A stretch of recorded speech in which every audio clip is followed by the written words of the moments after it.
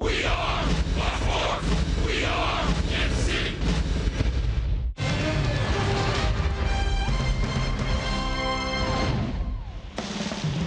Royals baseball from Kauffman Stadium, where the Royals are 2-5 on this homestand after dropping Game 1 to the Angels last night. Royals baseball is presented by Academy Sports and Outdoors. Hi, everyone. Welcome back to the ballpark with Rex Hudler. I'm Ryan Lefevre. Well, there's a lot of talk these days about the Royals and the future. Are they going to be buyers? Are they going to be sellers? With the trading deadline coming up, what they've done is called up their top prospect from the minor leagues. When you got a young blue chip stud like this guy, you got to bring him up at some particular point. And it was in their plans all the way along.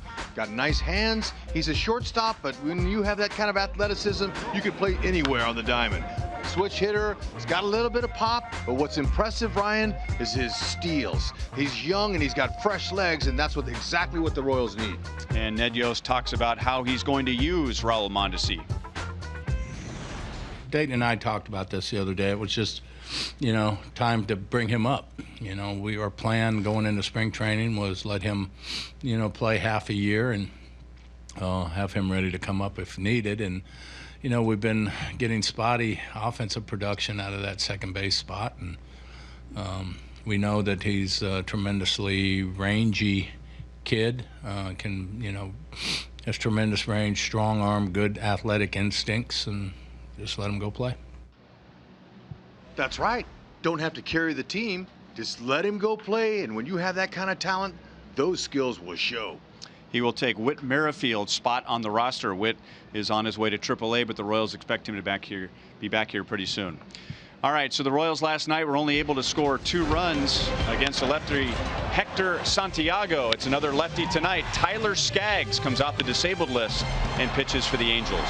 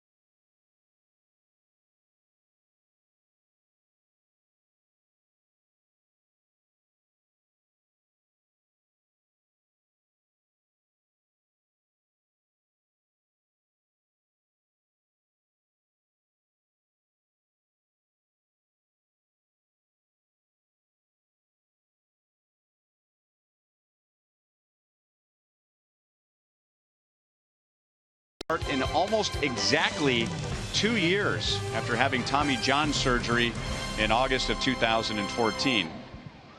A little bit of a surprise that the Royals didn't produce much against Hector Santiago, who's a very good pitcher, and yet the Royals, with their offensive struggles at times this year, have done pretty well against lefties. They have. Now, this is one of the things that they've got to do tonight in order for them to get the series against the Angels. They've got to score some runs. The offense against Southpaws has been good. Look, this season they're hitting .280. That's third best in the American League. The on-base percentage at sixth. So they got to find a way to get on. But more importantly, they've got to find a way to get them in. The big hits haven't been happening lately here at the K. They've got to start. They've got the pop to do it on the right side. Hey, look, maybe Gordon and Haas can chip in, and maybe even newcomer Mondesi. Just get her done and get a win. Dylan G will start for the Royals tonight. When we come back, Joel and Monty will talk about somebody grabbing hold finally of the number 5 spot in the starting rotation.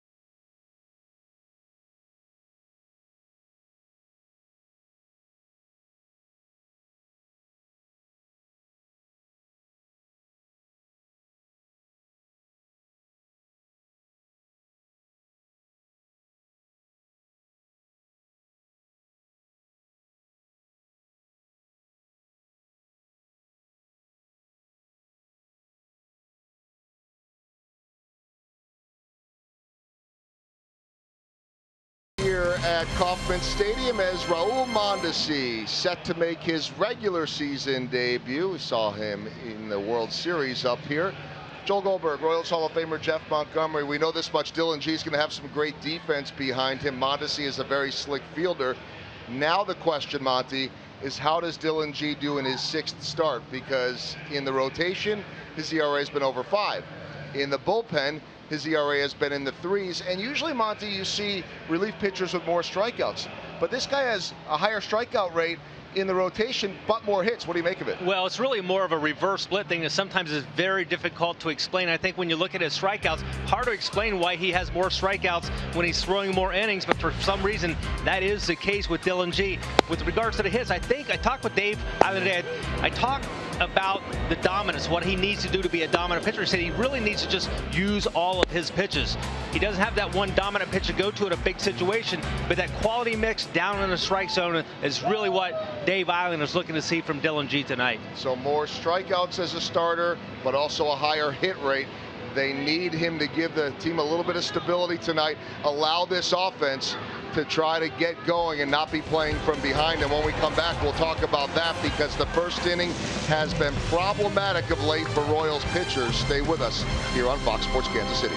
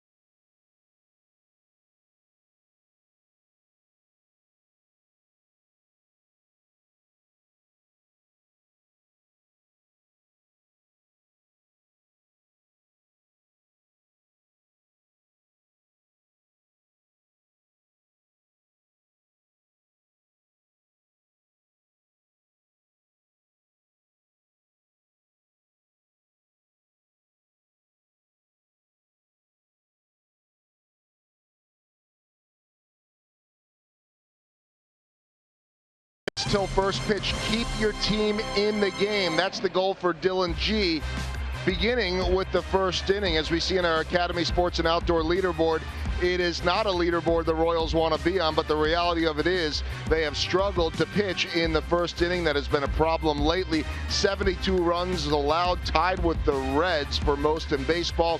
21 homers yielded in the first.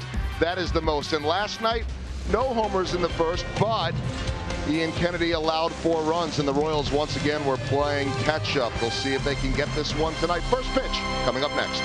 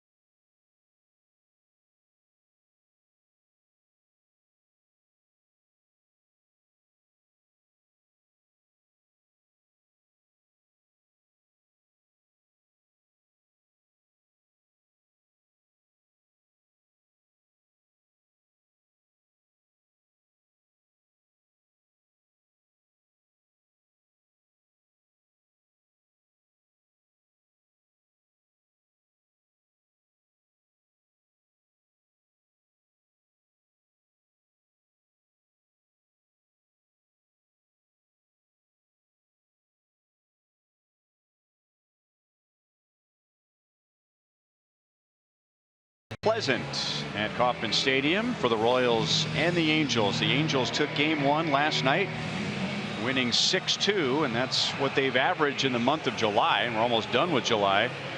They have averaged the most runs in the American League during the month of July at 6.1, with Yunel Escobar leading the way, and he led off last night with a single, and that was the beginning of a 4-run top of the first inning.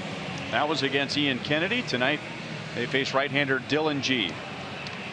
Dylan G hopefully will be the guy that can fill in the 5th spot of that rotation for the Royals. He's had some difficulty this year as a starting pitcher, but as a reliever he's been a little bit better. So what he wants to do is just attack with his secondary pitches early, fastballs, mix in all 4, and hopefully he can keep that average under 298 against. Try to get 5, maybe 6 innings would be nice. Yunel Escobar is an animal leading off a game his entire career.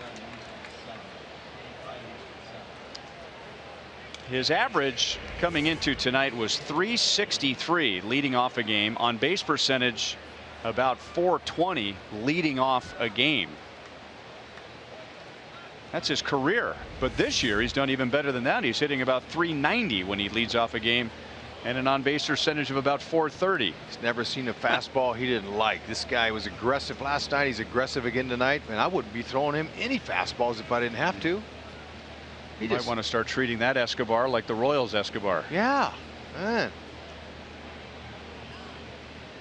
Now Cole Calhoun, he followed Escobar's game opening single last night with a 4-pitch walk. So right away the Angels had 2 on, nobody out, with the big bats coming up, and they scored 4. Well, I think tonight against Dylan G, they got the scouting report, because on first pitches Dylan's given up a .480 average on first pitches. First 2 pitches of a plate appearance, a .507 average against. So the third pitch much better, 209, but man, that heater, he's got to be careful with that. They're not going to miss it. That'll score him.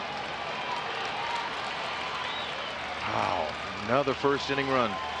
3 pitches into the game and the Angels lead 1-0. So Joel just showed you the numbers, how the Royals have struggled this year in the first inning. That's 73 runs allowed in the first inning. That is the most in the American League. Fastball up. Great stroke. He waited till the ball got deep. Calhoun, normally a pull hitter, went with it and found a hole and knocked in a run.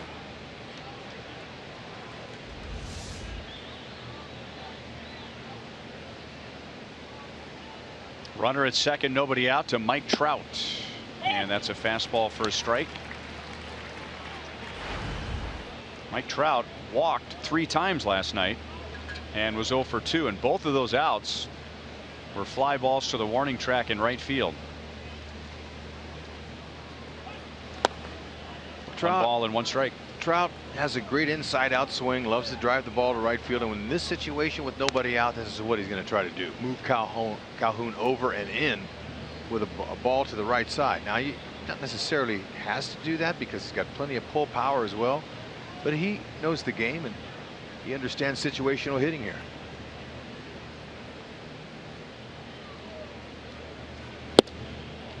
Inside, 2-1. And the key, really, with Albert Pujols as red hot as he's been hitting behind Trout, is to keep Escobar, Calhoun, and Trout off the bases. That's how you handle Pujols. Don't let him on. But so far, they're on him.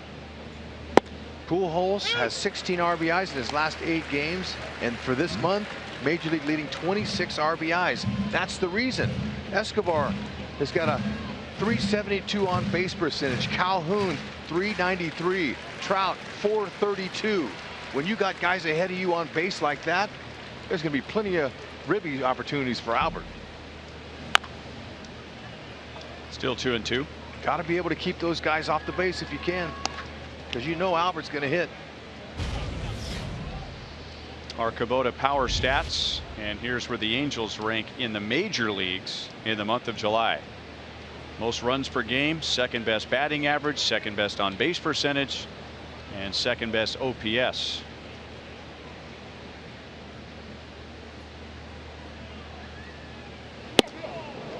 Three and two. A lot of fans before this series started saw where the Angels were in the standings and went, oh good, we finally have a team that we can handle. Well, we knew they were going to be tough coming in, even after getting swept in Houston before they got here. But this team is alive with their bats, especially in the first inning. That's when they won last night's game, scoring 4. Oh, just outside, and Dylan G's upset. Earlier in that pitch sequence, pitch in that same area was called a strike. Well, he needed that. Right on top of pitch number 4. So a run in, and first and second, nobody out to Albert Pujols. He drove in 4 of the Angels' 6 runs last night. And as we told you, it was the 64th time in his soon-to-be Hall of Fame career that he's driven in 4 or more runs.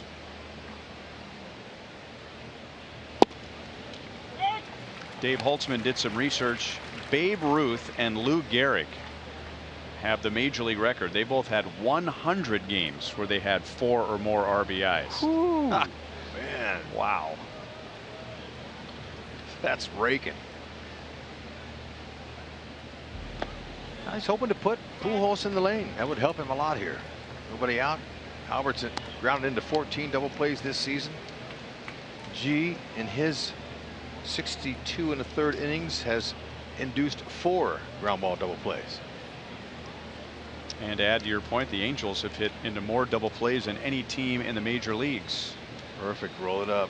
98. That's off the end of the bat. Alex brings it down in left field, and that's Dylan G's first out.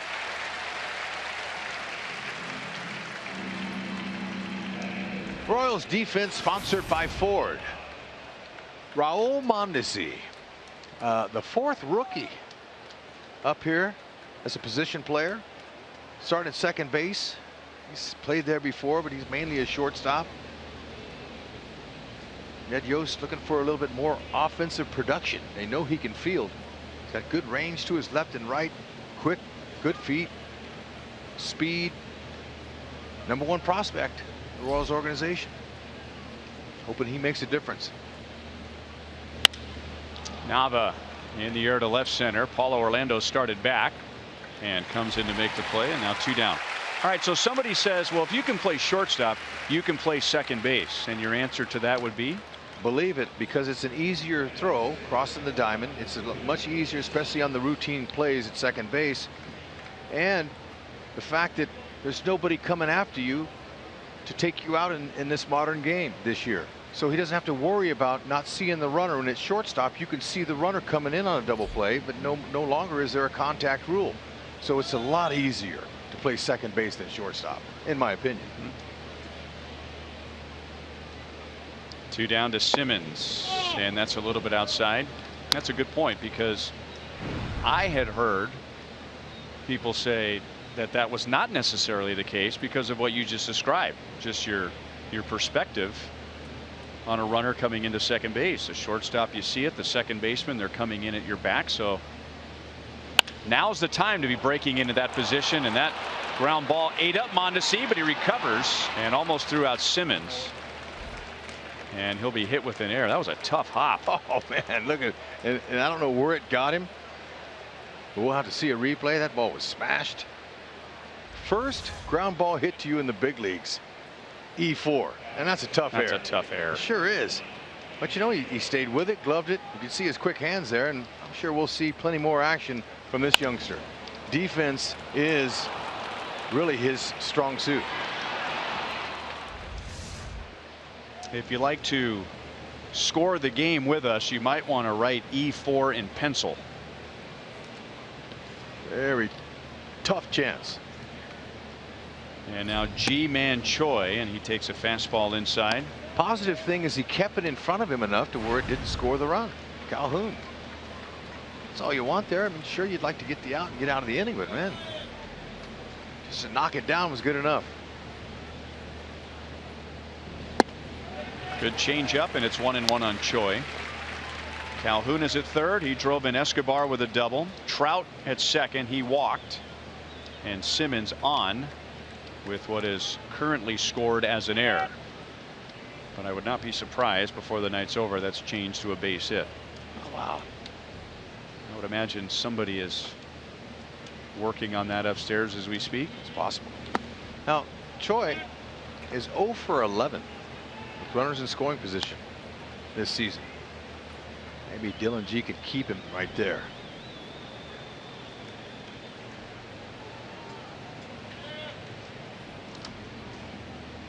He was 1 for 4 last night with a first inning double. Good movement with the changeup again, and it's 2-2.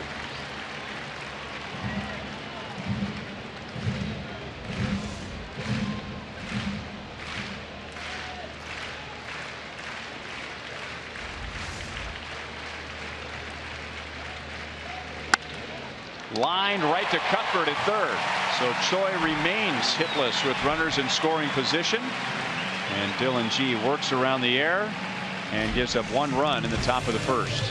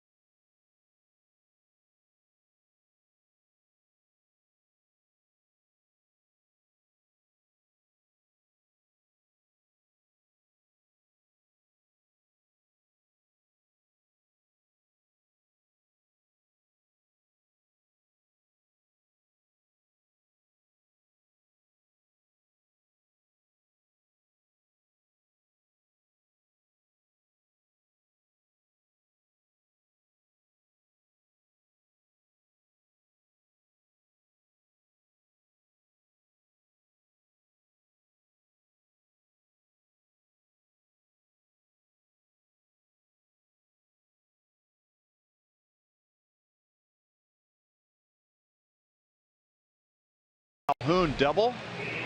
And here come the Royals against lefty Tyler Skaggs, with Raul Mondesi Jr. making his regular season debut. Remember, he was the first player in Major League history to make his big league debut in the World Series. And he did that in Game 3. Ever in the history of baseball. Never before had a player made his big league debut in the World Series. So a little less pressure tonight against lefty Tyler Skaggs, who's happy to be back on the mound. Almost 2 years to the day since the last time he pitched in a big league game, and then he blew out his elbow and had Tommy John surgery. One of his rehab starts was against Omaha, and he gave up a first inning single to Raymond Fuentes and then was hitless the rest of the game. 7 innings, 14 strikeouts. Yep, and look at the 9 rehab starts under a 2 ERA. So he's good. There's no doubt about it. 25 years young, 6'4", 215. Got a nice, tall, long, lanky, left-handed build. It's not overpowering. He's going to average fastballs about 90. He'll go 90 to 93. Big curveball and a change. A pitcher that Skaggs was compared to early in his career as far as size and pitching arsenal is Cole Hamels, a pitcher the Royals saw just a few days ago. Inside to Escobar, and the count is 3-0.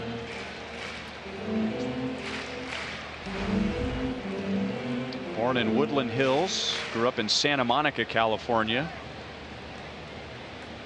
So that's the Los Angeles side of Southern California. And his first 4 pitches are out of the strike zone, and Alcides Escobar is on. Shocked the house to lead off the game. Esky got a 4-pitch walk. Whoa, man. And now he's 2 whole walks ahead of his buddy Salvador Perez. He's got 17. Angels defense, G-Man Choi. Doesn't get to play a lot of left field, doesn't have a lot of range. If I'm a Royals hitter against the lefty, I'm aiming to left. Might be some hits out there. Fastball coming into you, big curve. Right-handed hitters, you're looking to pull. There's a strike. Cole Hamels is a pretty good comparison, by the way. And again, it's just size and approach. He's not as polished as Cole Hamels. But in this game, we always try and compare a young player to an established player. And we hear he does a pretty good job of managing the running game, something that was stress upon him when he was with the Diamondbacks and Kurt Gibson was his manager. Chesler Cuthbert was 1 for 4 last night.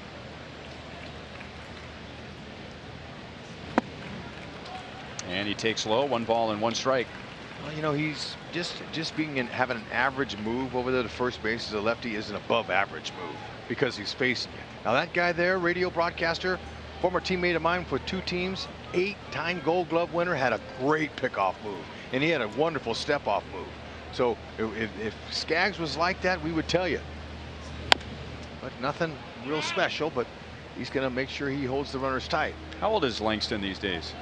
Looks young, doesn't he? Pretty good hair for. Oh, how old? Kid me, could be a hair model. I'm going to say he's got to be 54, maybe 55. I think we might be the same age, me and Langley. Good buddies. He's one of my best friends in baseball, and the guy to his right, Terry Smith. Terry and I met in '83 when he was a broadcaster for the Columbus Clippers. And you were a player. Right, first year. Same move. Escobar saw it coming. Mark Langston had 105 career pickoffs for the record. Wow. Yeah. Never faced him either in a big league game. Curveball, and Cuthbert's down on strikes. That was a big old Cole Hamels like curveball. Yeah, it's a sky hook. It starts up around the top of your head and ends up at the ground. I mean, so it's going to be a tough one. Royals want to try to lay off of that ball if they can. Well, you know, I don't be able to see that first time through. That's going to be the ball, the one that comes out around the shoulders. The one that comes out around the head height is going to be one up you can hit. There's his mom and dad. Comes from an athletic family. His mother, Debbie, is a high school volleyball coach in Santa Monica, California.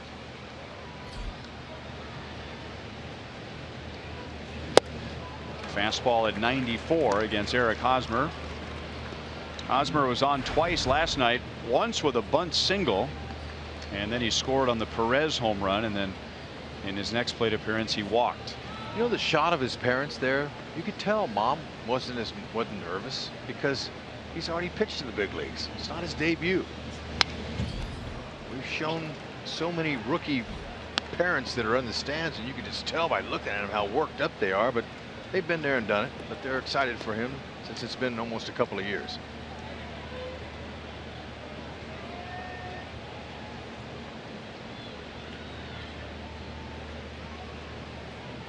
He has made 31 major league starts before tonight, and none against the Royals. He has not faced anybody in the Royals lineup before. Breaking ball hit on the ground to Giavotella. Flipped to second one. Simmons' throw is offline. So the Angels get Escobar, and now Hosmer's at first with 2 down.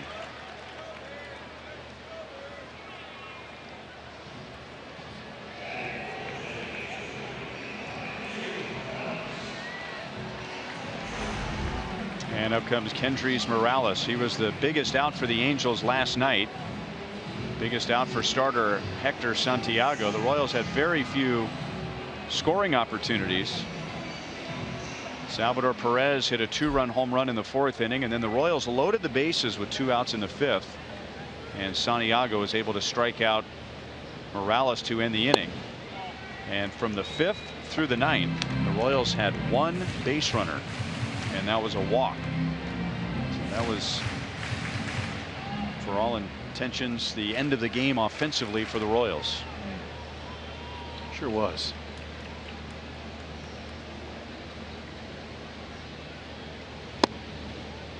Two balls, no strikes. I think that might have been a case of Morales trying to do a little bit too much. You know, his head pulled off on a few pitches. Looked like he was dead pull. But I watched him in batting practice today from the right side, and he was hammering the ball to right center. That's the approach he wants now. And even last night with the bases loaded. Don't get pull happy.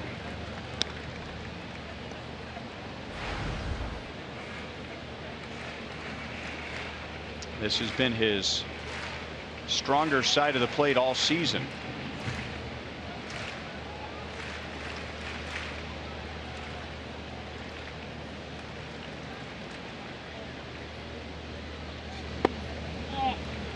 Three and one. Tell you what, if you can get a jump and you can go first movement, the minute that Skaggs picks up his foot, you should be able to steal the base. He's got a long leg kick from the stretch. He's bringing it way up, 1.5 and more. Anything at 1.3 and better, if you get a good jump, you can steal the bag. That'll be out of play. Carlos Perez, back catcher tonight. 32% of runners he's thrown out. He's got a good arm, good throwing catcher. 11 for 34.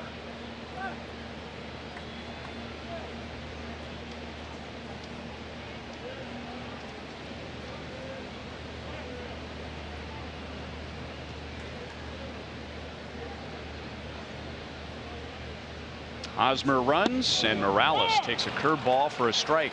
Tyler Skaggs strikes out 2 in his first big league inning in 2 years.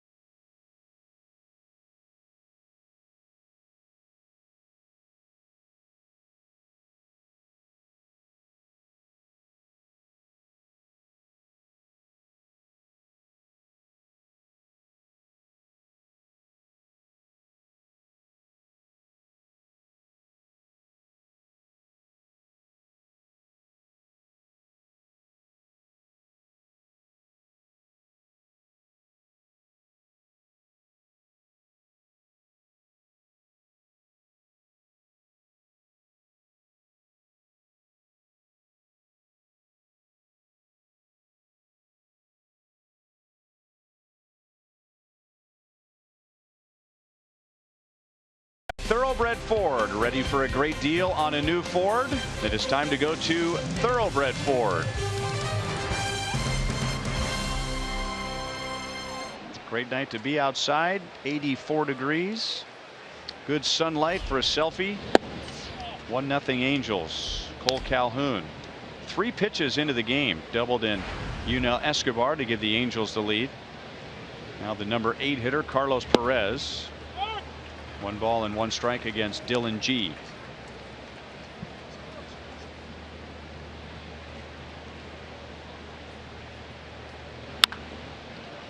Pulled foul outside of third base.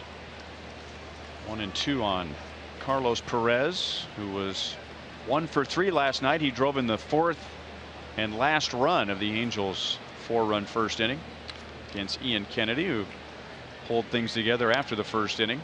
He did, but that first inning, you know, I don't care who's pitching, a rookie or a veteran, you're going to have to gauge your pitches, and it's tough, and he couldn't get his mechanics right.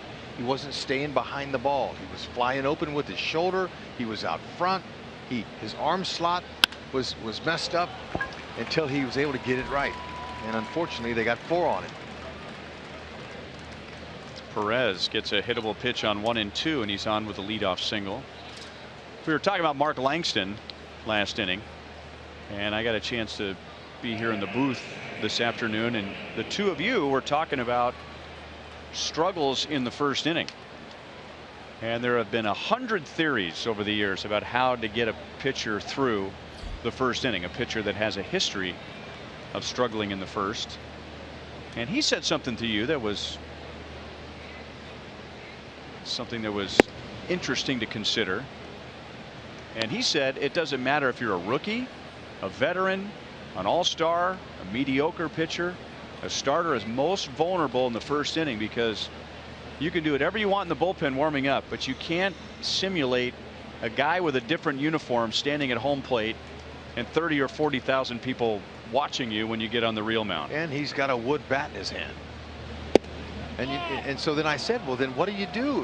What can you do to try to prevent that? Can you set a hitter up in the bullpen and stand there and stand in? And he goes, oh, no, I didn't like that. So right away he told me he didn't like that idea. So I'm sure that's been presented over the years to pitchers, and they're saying, no, thanks. You just hope that you can get through that first inning unscathed, but at least you're only down 1. Angels try to hit and run. Giavotella fouls it away. 2 balls, 1 strike. Because of the wind, our camera out in center field is getting some of the smoke from the barbecue, so we apologize that the picture isn't crystal clear from this angle right here. That's the reason why. Frustrating for our camera operators out there, but it smells good. Over the outside, 2-2. They can blow a lot of smoke of their own. Got to have those guys. Gio, look at him. Much trimmed up, leaned up. Better baseball player. Big leaguer. There's my guys. Oh, come on, Fight Club. Don't shake your head. I wasn't getting on you. I was having fun with you. That's lined foul off the left field line.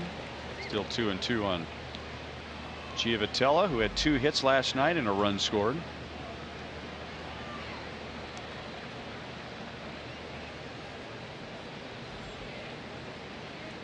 That away.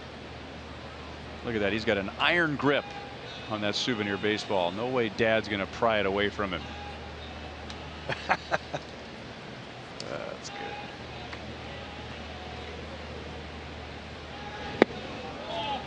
Changeup is low. 3 balls, 2 strikes.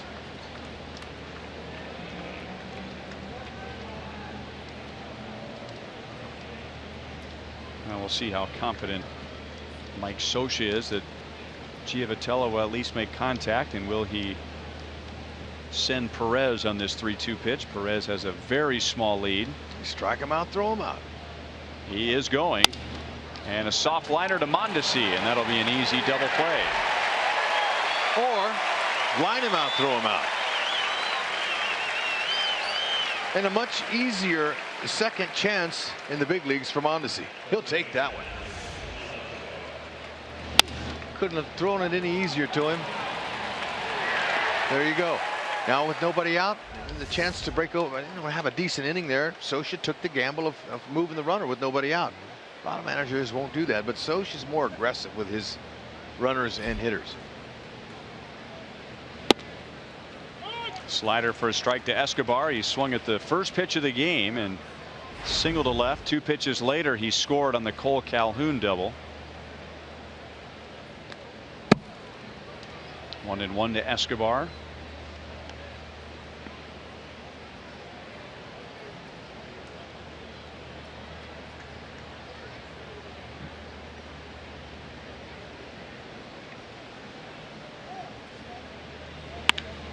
And that's line to the gap. It's just a hit machine. He took that breaking ball that was up in the zone and just waited on it perfectly. When you're hot, you're hot. 22nd double. Watch it. Doesn't step too far ahead. Just kind of does a little toe tapper. Ball's up, out over the plate. At this level, is going to get hit hard.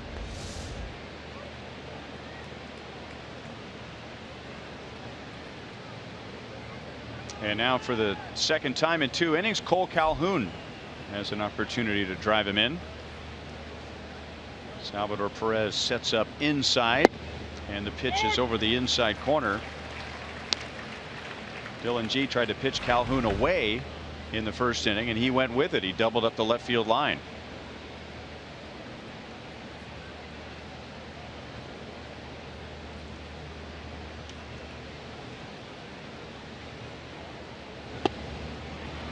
He went too far. No balls, 2 strikes.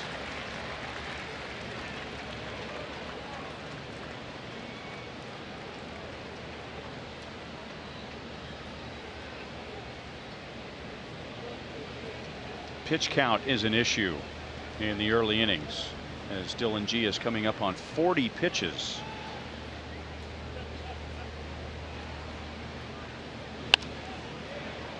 And he will throw at least 40 in these first 2 innings. He threw 80 pitches in his last outing. That was on Tuesday against Cleveland. He came on in the 3rd inning in relief of Brian Flynn and gave the Royals 5 1/3 innings out of the bullpen. I mean, nowadays you go 3 innings out of the bullpen and that's considered a long outing. You're right. In the air to left field. Angels are scoreless in the top of the 2nd inning. They get 2 hits. They leave a runner at second base. Salvador Perez provided all the offense last night with a 2-run home run. He'll lead off the bottom of the 2nd.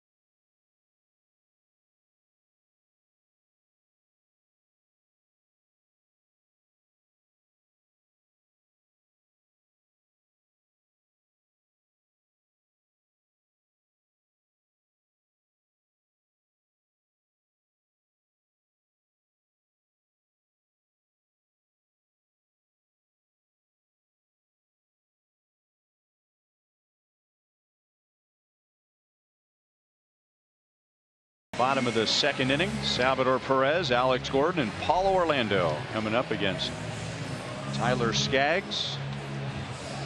Royals scored 2 runs last night in a 6-2 loss. Both runs came on a Salvador Perez 2-run home run in the 4th inning against Hector Santiago, jumping on a first pitch breaking ball. It's a first pitch fastball from Skaggs, and it's in for a strike. Salvador has 15 home runs this year, and his last 6 have been here at Kauffman Stadium. Big curve makes it 0-2.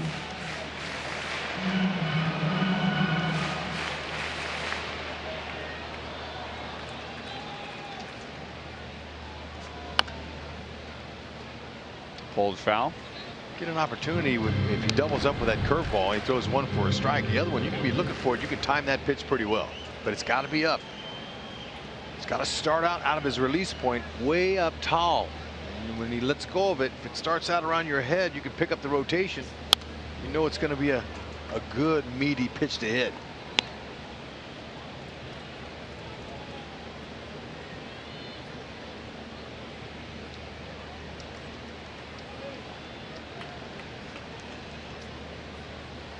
And here comes the curveball. 1-2.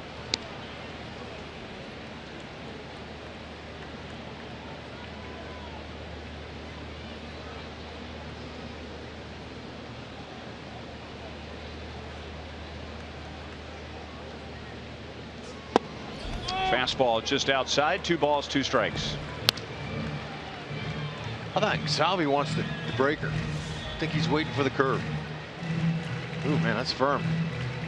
And, you know, he might be throwing with a little more velocity. And he got the breaking ball and loses a hit on a dive by Escobar at third. Charles Nagy, Angels pitching coach, told me before the game he might hit 93, but we've seen some 94s, 95s from the tall lefty. And sometimes that breaker's a little bit easier to hit when you wait for it coming in, and that's what Salvi waited for, and that's all you can do is hit it hard.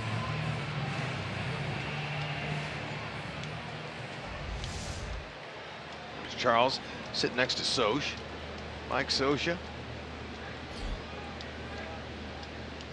You know how we were talking about the screwball last night? Yeah. Scioscia was the catcher for Fernando Valenzuela in the no-hitter, his only no-hitter. And I remember I talked to Scioscia today about it. I said, Scioscia, Fernando's screwball that night was working, but Jerry Lane was the home plate umpire, and he was giving Fernando 4 to 6 inches off the outside part of the plate that night. I'll bet Mike Scioscia didn't see it that way. Okay, he didn't for 11 years. I was broadcasting for his team. He never would. He always says, "Oh no, oh no." Today, it's the first time he ever said, "Yeah, Jerry helped him." So first time I've ever heard him say that. Fastball called, 3rd strike on Alex Gordon. Hey students, hang out with your friends tomorrow night at the Cave for only $10 and your school ID. Plus enjoy a happy hour special at the Boulevard Grill concession stand as you listen to Big Time Grain Company on the Outfield Experience stage before the game. Please visit Royals.com/student night for the full list of bands and for tickets. Big Time Grain Company tomorrow. That's right. Along with those student IDs, you better bring your driver's license if you're going to hang out at the Boulevard concession. No funny business around here.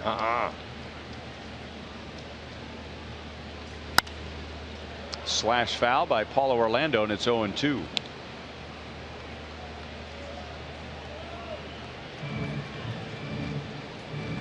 Paulo was 1 for 4 last night. Back-to-back games playing in center field with a lefty on the mound.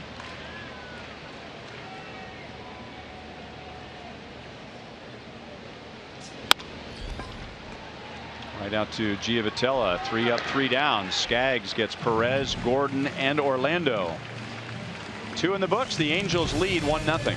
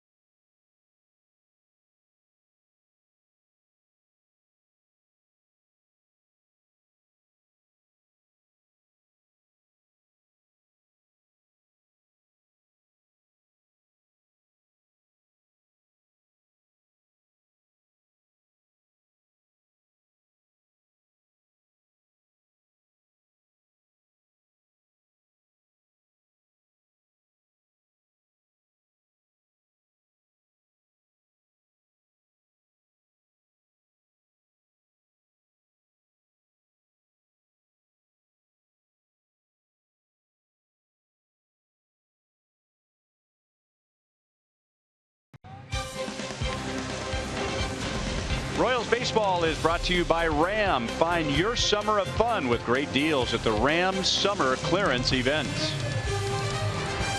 On a beautiful summer night in Kansas City. 1-0 Angels. Mike Trout walked in the first inning. He's walked 4 times in the first 2 games. It'll be Trout, Pujols, and Nava.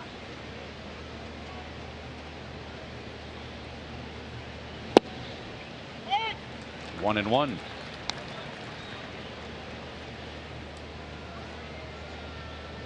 There you go. You heard it here first. You saw it here first. 1 ball and 2 strikes.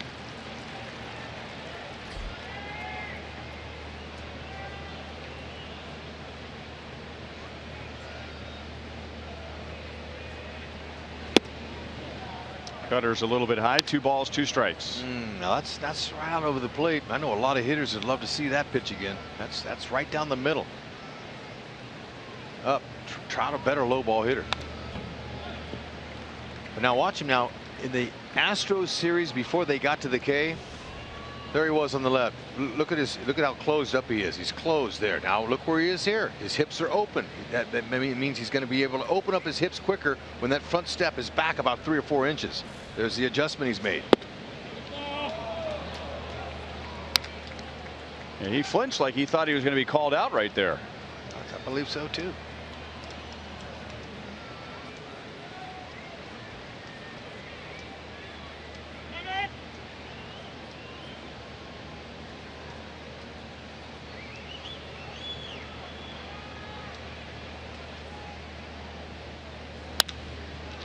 Well hit into the right field corner. Slicing.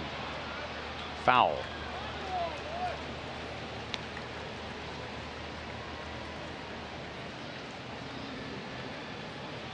Angels doing a good job of milking the pitch count. Now that ball's a good pitch. It's on the outer half. It's not in the middle. As a result, he's sliced it foul.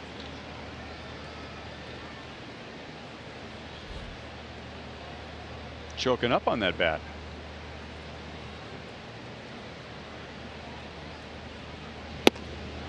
Got the call that time.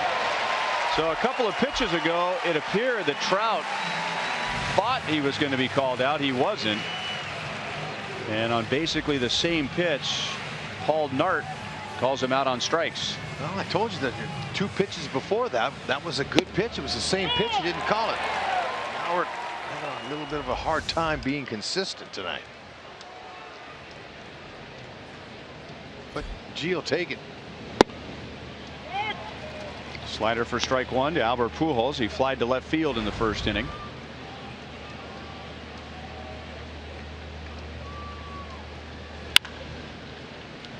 Pulled just foul. Albert Pujols with his next extra base hit. He will tie Lou Gehrig. You start bringing up names like that. He will tie Lou Gehrig for 9th all time in extra base hits.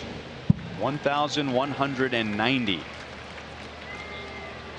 at that move. Did you see Albert with that little back leg stop the ball there? Huh? He got a kick out of that. Way to go, Albert. He got a kick out of that. A literal kick. Watch the ball coming back off the backstop. What he does here. I haven't seen anybody ever do this. Watch this. A no look kick and stop.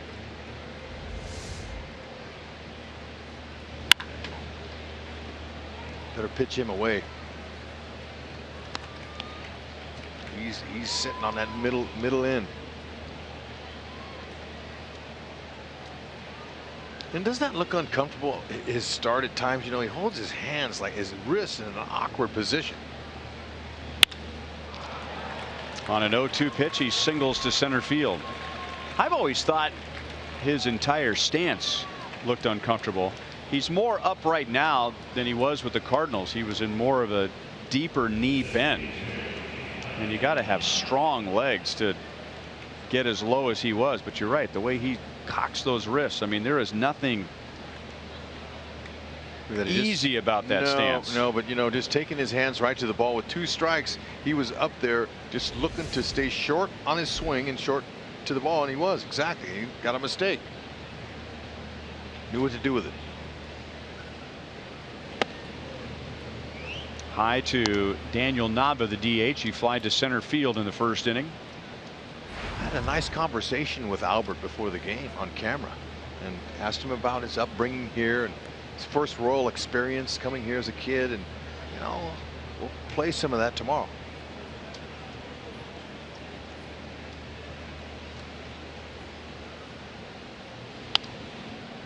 Nava's tied up, 1 ball, 1 strike.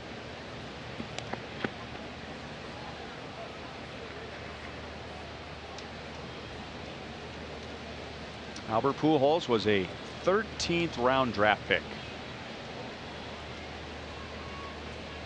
And I would imagine when he had his breakout season in 2001 and was Rookie of the Year, there were a lot of teams going, now where was this guy on our draft board? Happens a lot. Paulo makes a play in center field. But not many players like him come around. A lot. 13th round pick in 1999 at a Maple Woods Junior College after going to Fort Osage High School in nearby Independence. Looking at pictures of him when he was in high school and in Maple Woods, he was not in the same shape that he was when he got to the big leagues. Trimmed off a lot of body fat in the minor leagues.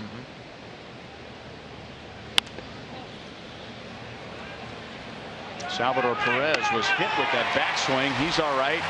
Eric Hosmer makes a play. And Dylan G has a scoreless top of the 3rd inning.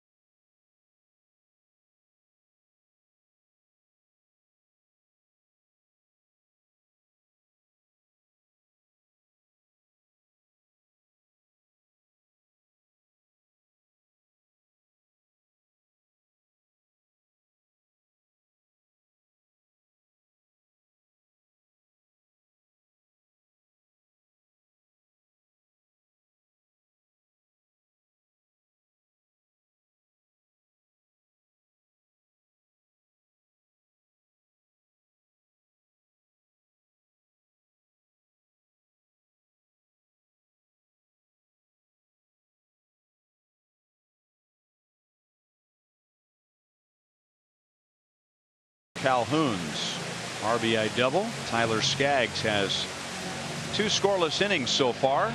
No relation, we believe, but this is Sandy Skaggs, same spelling.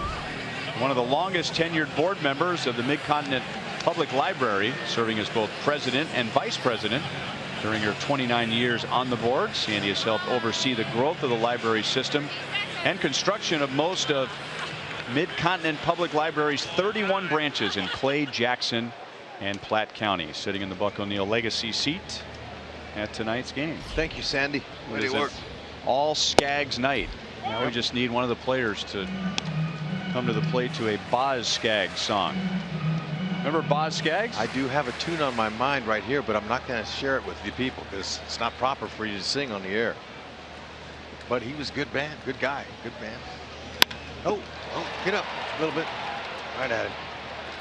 He aimed at Choi. Was he a good guy or a good band? Well, or both, was he both? Both. Okay. Yeah. I enjoyed his music. What was the title of the song you're thinking of? Love. Oh, yeah. Yeah. Well, for the first time in Major League history, you are seeing a hitter with his first regular season at bat after his first postseason at bat. Raul Mondesi Jr.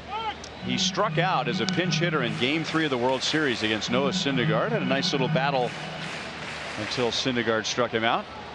And now his first official Major League at bat. And he hits it well to center field. Trout is back, still back, and he runs it down on the track.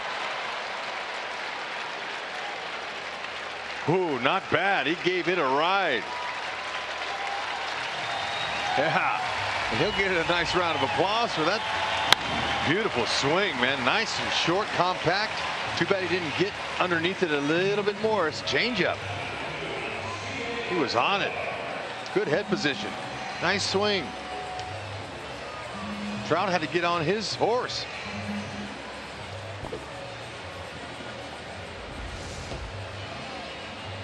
It's what Ned Yost is looking for, some offense out of that second base spot.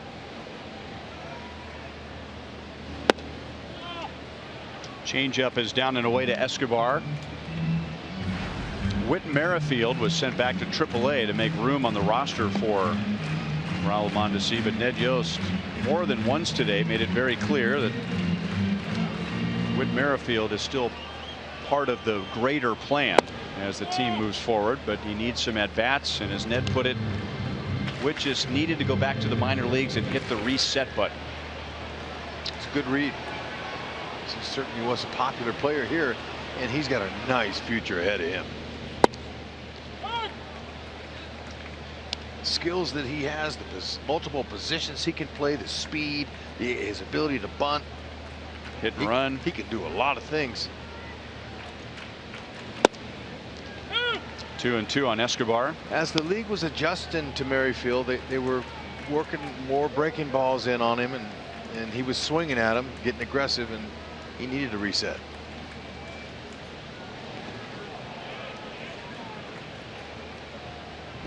Three balls, two strikes.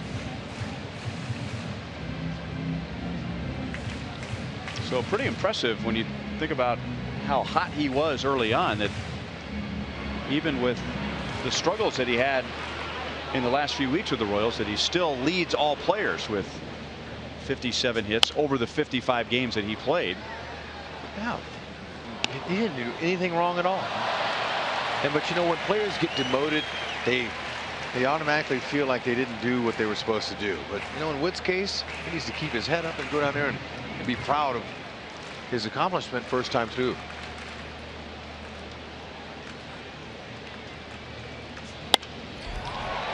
Base hit center field for Escobar. He's on base for the second time tonight.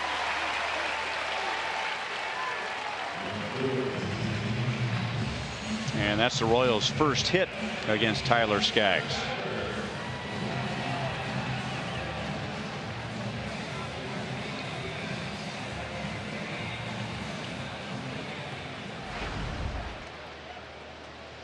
Chesler struck out on a curveball in the first inning. And I mentioned that everyone in the Royals lineup is facing Skaggs for the first time, except for Mondesi. Ground ball, base hit left field. Back-to-back two-out hits. And the reason Mondesi has faced Skaggs, it won't show up in the official stats, but we showed you that Skaggs, one of his rehab starts was against AAA Omaha, and so Mondesi had 3 at-bats in that game.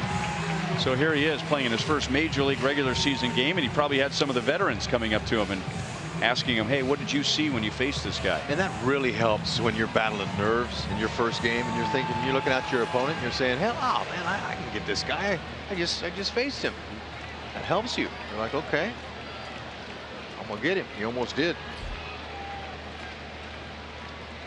2 on for Hosmer. Curveball is blocked by Perez. Nice job by Perez trying to square that ball up. That ball was going to be bouncing way out towards the Angels dugout. Haas had 2 violent swings in his first 2 fastballs last time up. Maybe just try a little less. That.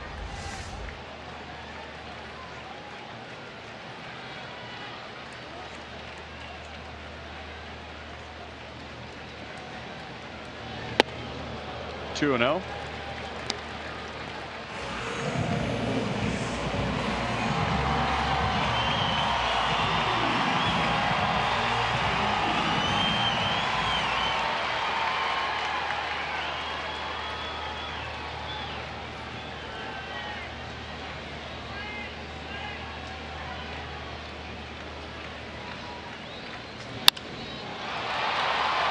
Into left field. Choi goes back and makes a play. Wasn't the prettiest route in the world, but Hosmer is out with Escobar and Cuthbert on base. Tyler Skaggs has 3 scoreless innings.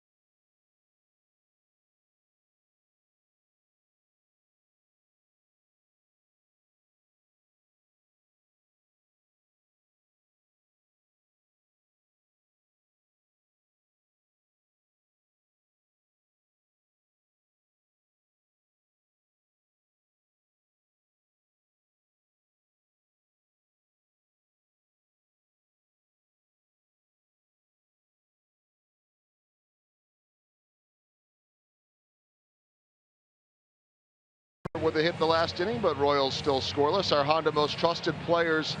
How about a little comparison between a young Mike Moustakas and Cheslor Cuthbert through their first 85 career games, and that's where Cheslor is right now. And you see that it is Cuthbert with the higher average and OPS, more homers and RBI. And interesting that through those games, 6 errors for him, 11 for Moose. And so it's Cuthbert, who's actually a little bit older at this point than Moose was back then, that has been off to a quicker start. Now the question is, can he get to where Mike Moustakas got to last year and becoming that all-star? But great start to the career of Cheslor Cuthbert, who is no longer, guys, the youngest player in the infield. That's right. Well, Mike Moustakas, to Joel's point, got to 22 home runs and 82 driven in last year. 34 doubles. Think he's got that in him, Cuthbert? If he stays as consistent as he's been, I think he's got a shot at it.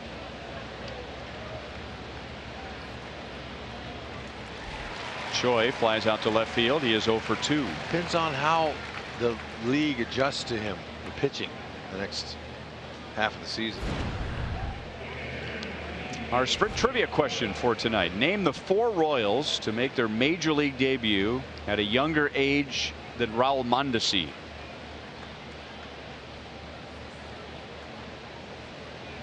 Can I start now? Or do I need to wait? What's made you wait before? You've always just named all of them in the first inning. Zach Greinke? Okay. No? Clint Hurdle. That's 1. Rookie of the year? Brett Saberhagen. That's 2 of them. 2 more. Andres Blanco. How about George Brett? Cuthbert dives and no play. That's a base hit, and Perez is 2 for 2. He's on with 1 out. Got them all, Hud. How about that? Before the next batter was done with his at bat, we got them all. Yeah, thanks for playing at home. Yeah. Guess that's one of the easier ones we've had.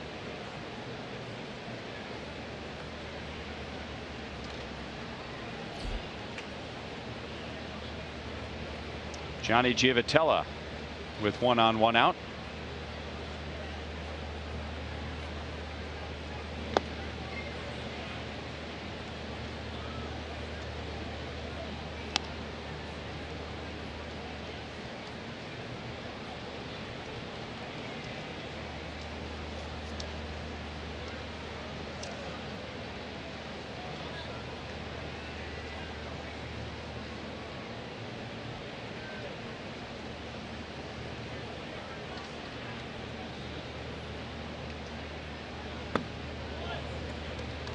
Two balls, no strikes. Guys are mad, by the way. We're already being threatened with tomorrow's trivia question. They're going to go for the throat tomorrow. Okay. Nice work, Hud. We got him. You got him. Well, you got George.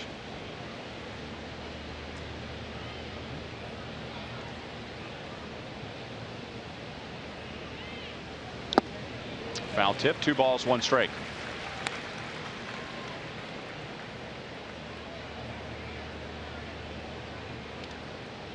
Dylan G allowed a run in the first inning, but prevented a bigger inning, and the Angels left the bases loaded. Allowed 2 hits in the second inning, but got a double play. 1 hit in the third, and he's allowed a hit here in the fourth.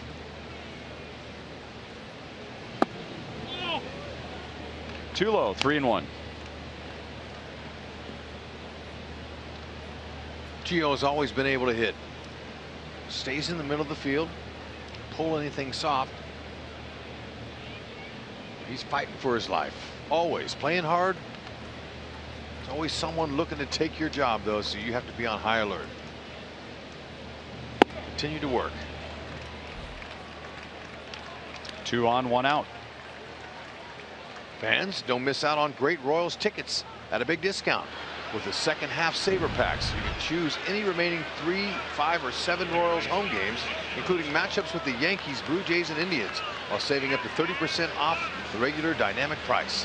Take advantage today by purchasing a second half saver pack at Royals.com/saverpack. I can see you at either one of them series.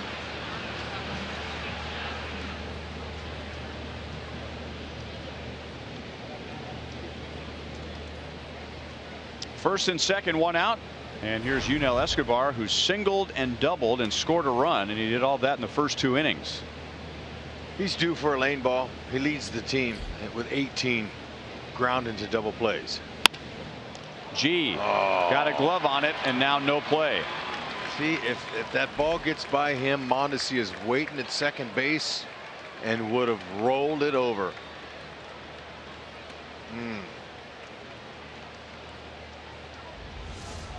Watch where Mondesi is, the second baseman. Little slow hit roller. It gets through him. He's right on that.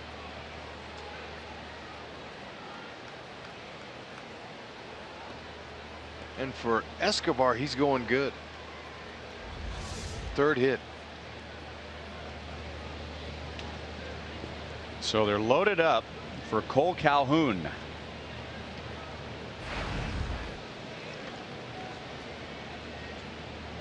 And he doubled in the Angels' run in the first inning. He doubled up the left field line. Squibbed off the end of the bat, and that will stay foul.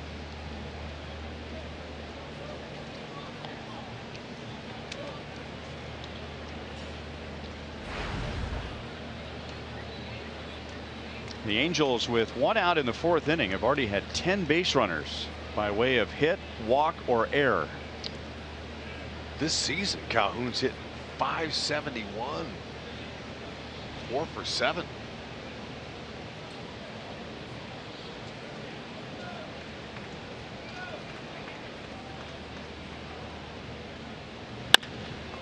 On the ground to Escobar. The out is at third. The Angels get another run as Perez scores. Giovatella's cut down at third base. And Calhoun has his second RBI of the game.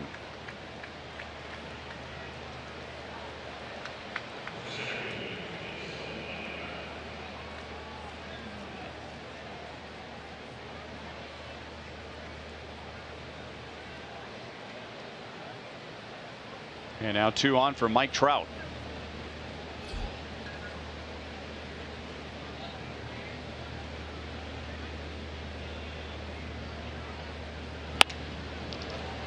Escobar, and it goes by him.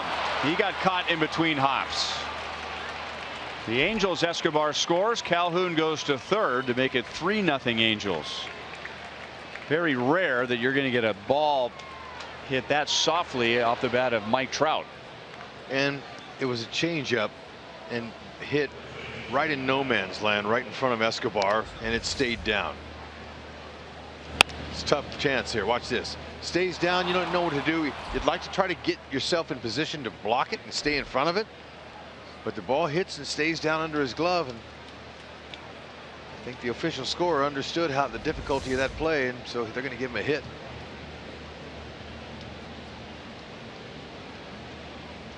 First and third for Albert Pujols. Now, what's the difference between that play and the Mondesi play in the first inning?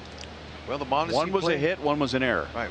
That one was hit a little bit harder, and so you would think the harder hit ball to try to get in front of that and make that play would have been more difficult than this. The one Mondesi here. one, you're right. saying. So the difference was how hard and how soft they were hit. It's 2 different hit balls, but being a little bit harder on the rookie. Our trivia question was, who are the younger players than Raul Mondesi? And one of the answers was Andres Blanco. And Blanco, just like Mondesi, committed an error on his first chance in the big leagues.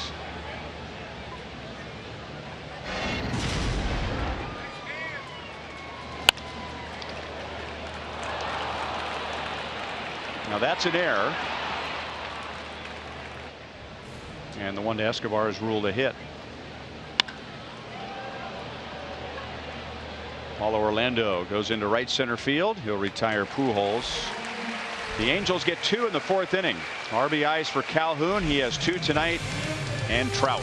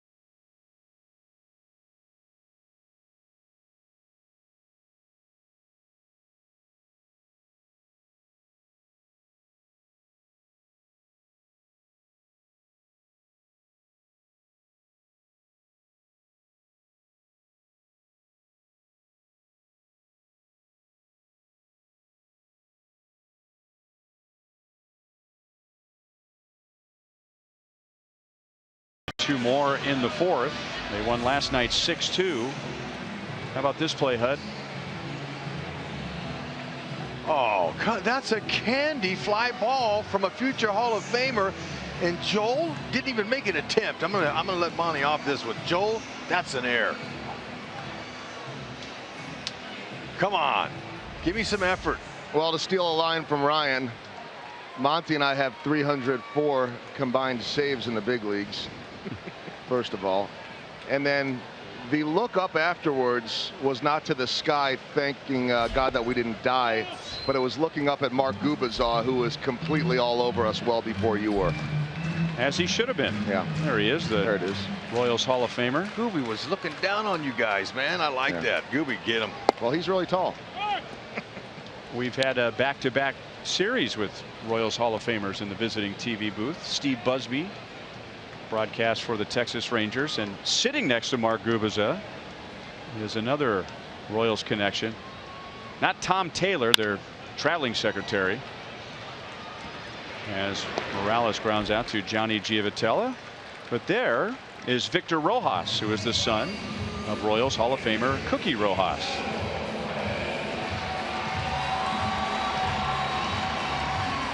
Look at that young Philadelphia guy, Mark Gubicza.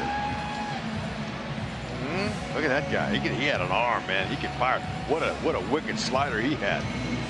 And we had Victor on our Hy-Vee Royals live pregame yesterday, and Monty asked Victor about what it's like to work with Mark Gubicza, and he said that he started at 6'2", and he's gotten shorter, bent over, carrying him all over the place so often.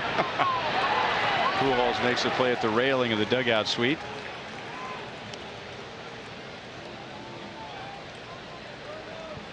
Mark Gubicza and Mark Langston have aged quite gracefully, wouldn't you say? I would say. Kidding me? These guys are going good and living right.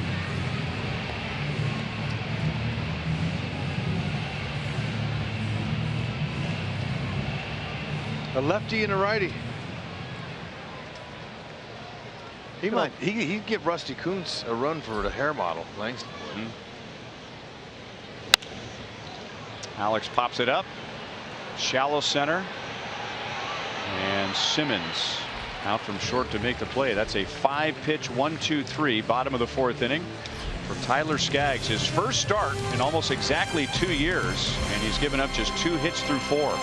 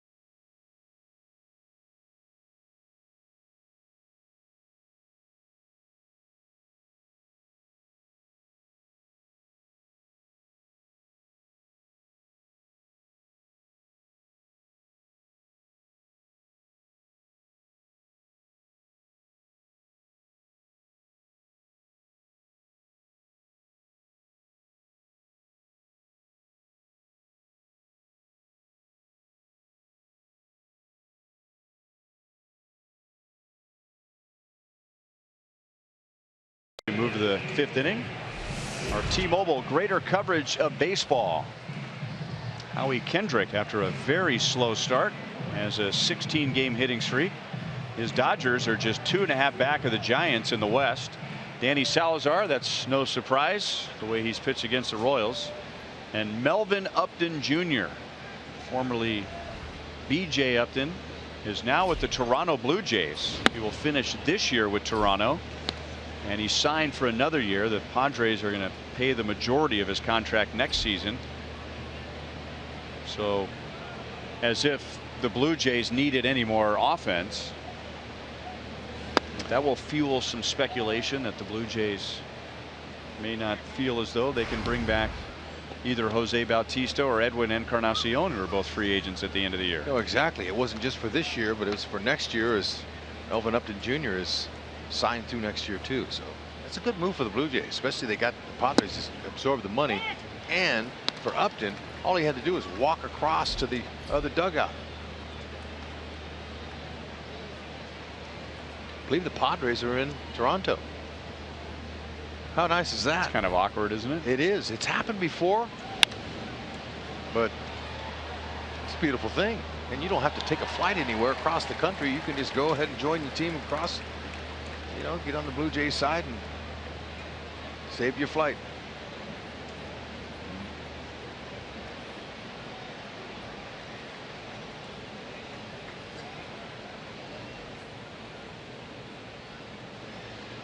Daniel Navas flied to center field twice tonight.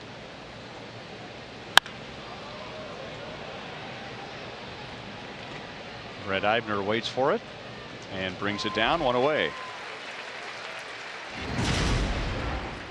A Mazda game break. Well, Danny Salazar's won 7 straight decisions going into tonight, but tonight he goes 4 innings.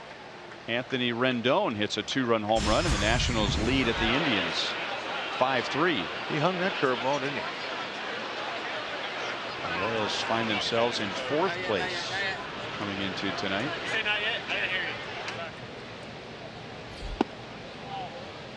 Talking about players traded and walking from one side of the ballpark to the other. And then there's Joel Youngblood. Remember, he was traded and played for 2 different teams in the same day. Jump throw, Escobar, stretched by Hosmer, and Simmons is out. One Gold Glover, throwing out another Gold Glover. So Escobar giving Simmons a little bit of his own medicine. Even though the 2 great attempts like Escobar just made by Simmons last night didn't result in any outs, Escobar says, you know what, I got something for you. Look at this Gold Glove play. The reason you're able to make that play is you jump off of your right leg and you get on top of that throw with your arm angle, so you have some leverage coming down. If your arm angle's on the side, ball sails, you can't do it.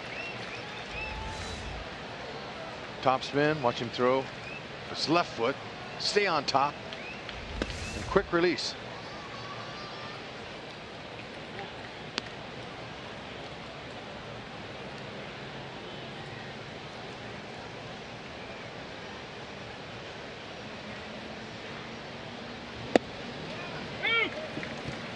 One and 2 on G-Man Choi.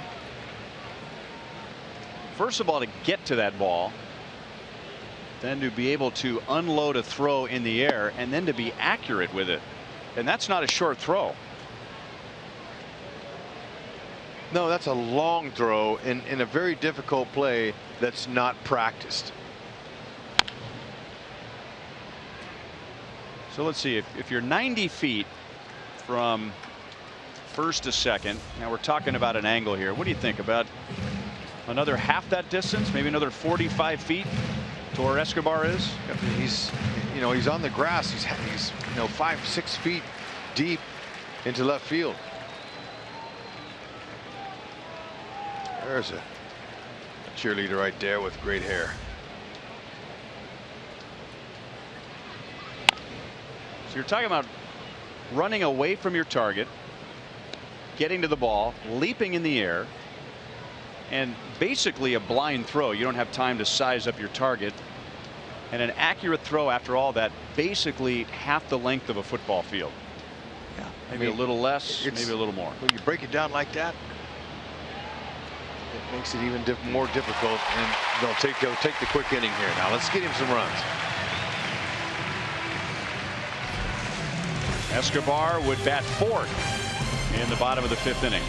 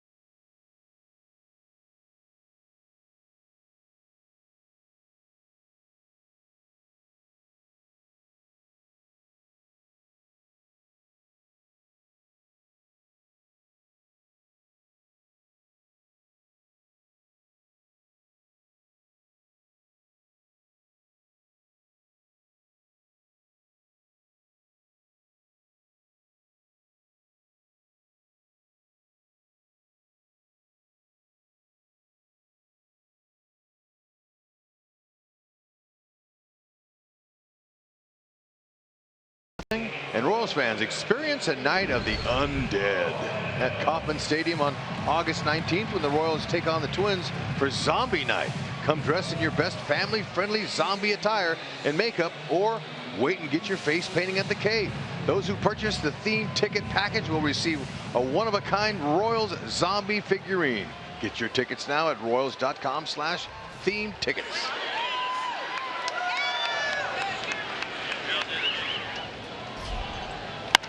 Paulo Orlando, base hit left field.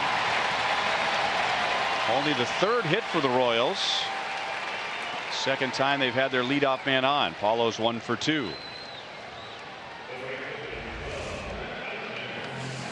Again, aggressive early in counts. He knows that that pitcher's trying to get strike one on him, and he's not letting it in there. Majority of his hits this year have come on the first 2 pitches every at bat.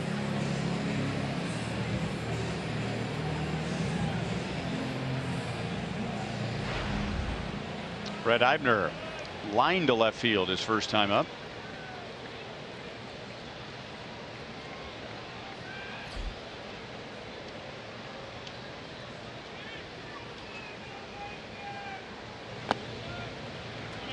One and 0.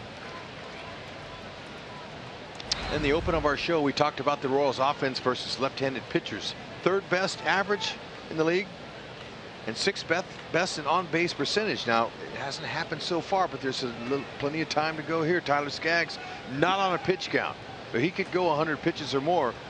Got 52 now. He's got to get a big hit. 2-0.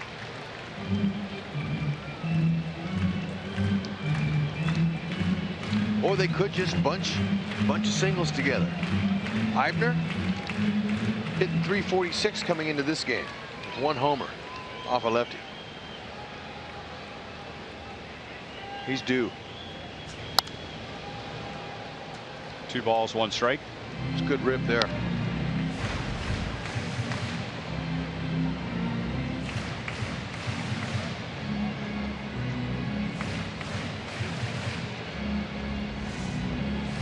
Four-seam fastball in the outer half. The ball was just missed, and it would have headed towards right center field.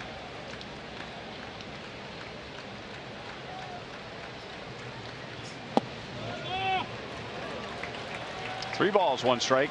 It's just another example of how topsy-turvy this year has been for the Royals, because when the Royals were at their best, it was the lefties that were giving them trouble. Remember, I mean, Royals were knocking everyone around. Then they'd face Mark Burley, John Danks, Tommy Malone, Scott Kazmir. Those are the pitchers that gave the Royals trouble. And soft tossing lefties.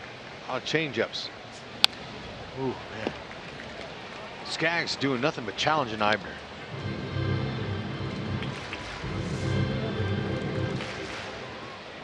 Second identical pitch. The 3rd and 5th pitch is there. Just a little bit off. That 4th pitch there that was down low, that was a good pitch for Skaggs, and home plate umpire didn't call it for him. Paul Nauert.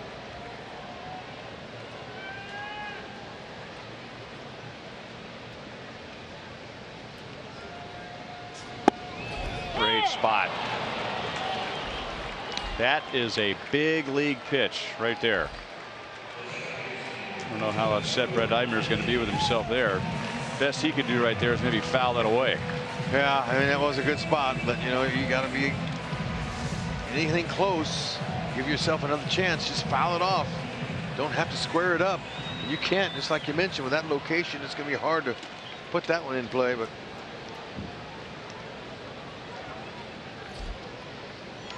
Raul Mondesi lined to deep center field in his first regular season big league at bat. Curveball is in for a strike. Changeup right there. You got it, but not enough. Don't know if Skaggs will throw him another changeup as well as he hit that one.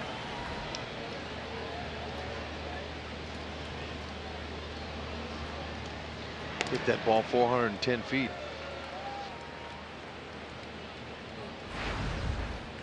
So hang with him in this park. Dead center.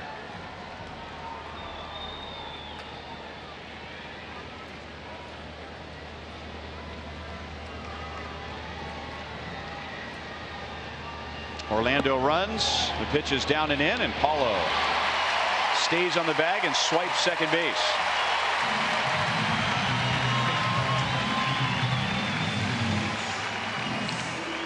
Sixth bag of the year.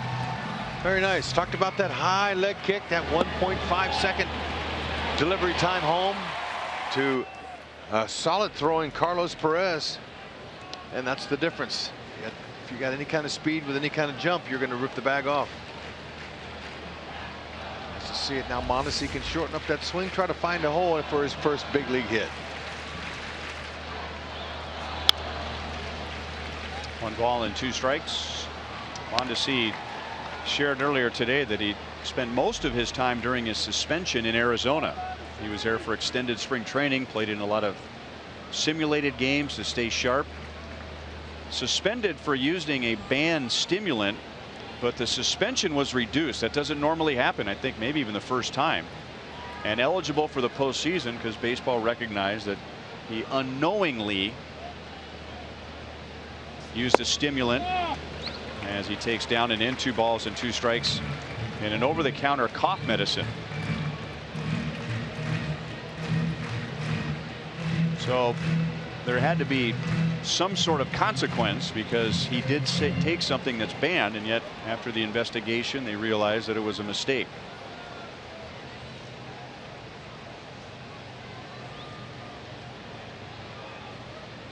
I'm sure he would have been here before now had he not made that mistake. But Whitley Merrifield got the call.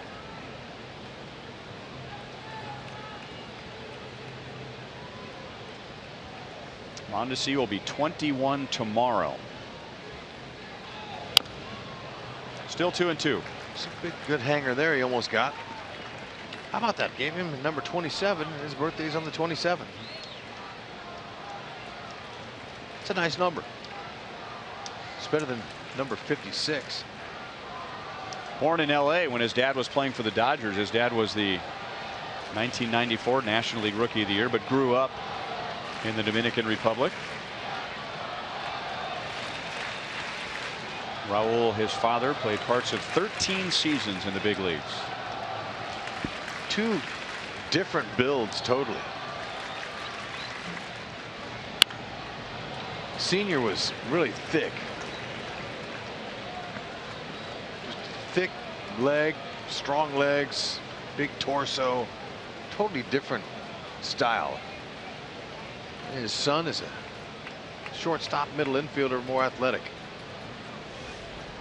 And if you don't remember his father and the type of player he was, when Yasiel Puig was becoming a sensation, Vin Scully, the longtime Dodger broadcaster, was asked to compare Yasiel Puig to another player. He said Raul Mondesi. Great physical ability, power, speed, at times very much unharnessed. And like Puig had a cannon literally tattooed on his shoulder. A cannon that was shooting a cannonball out of it. I'll never forget it. He showed it to me one time. Okay, big curveball coming. 3-2. Nope, stayed with the heater, and he's battling it. I like it. He's not going easy here in his second big league at bat.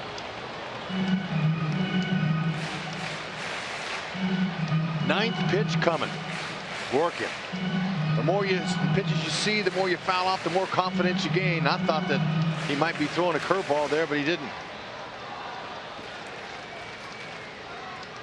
And he definitely has his longest career plate appearance going right here. And just his second at bat. Come on. Good research, Hud.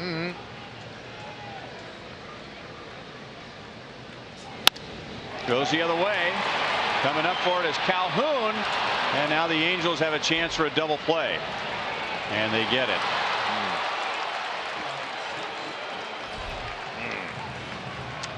A little mental mistake. Ball was hit off the end of the bat. Maybe Paulo thought that it was going to fall, but Calhoun, who's quick and also accurate with his throw, gets another assist.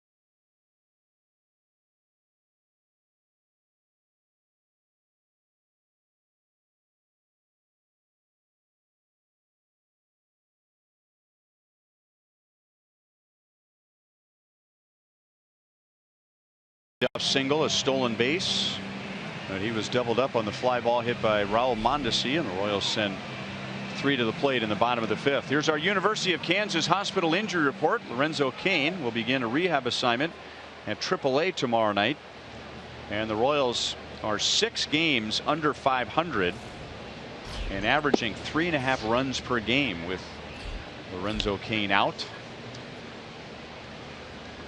We wish him well and healthy. Stay healthy.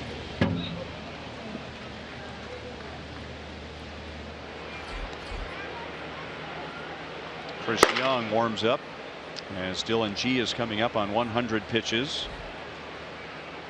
It's Dylan's first start in over 2 weeks. 1 ball, 2 strikes. But on Tuesday against the Indians, he went 5 1/3 innings and threw 82 pitches. So for all intents and purposes, that was a start, or the same effort as a start. That's pulled deep into the left field corner, and Carlos Perez has just hit his 5th home run of the year. 4-0 Angels in the 6th inning.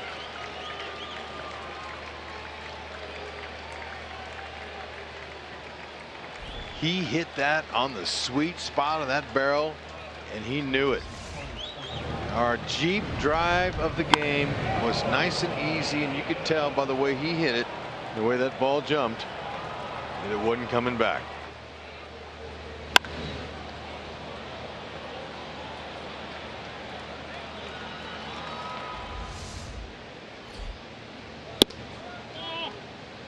Upstairs to Giavotella. Didn't expect to see a whole lot of power in this series. These two teams have hit the fewest home runs in the major leagues. The Royals homered last night. Giavotella has his first hit. He's going to dig for 2 on Paulo Orlando, and he's in with a stand-up double. Royals have hit 85 home runs this year, fewest in the American League, and the Angels, with Perez's home run, have hit 95, and that is the 2nd fewest in the American League. And after 97 pitches, Dylan G is going to come out, and Chris Young will come on. 5+ innings, and Dylan G gives up 4 runs on 10 hits.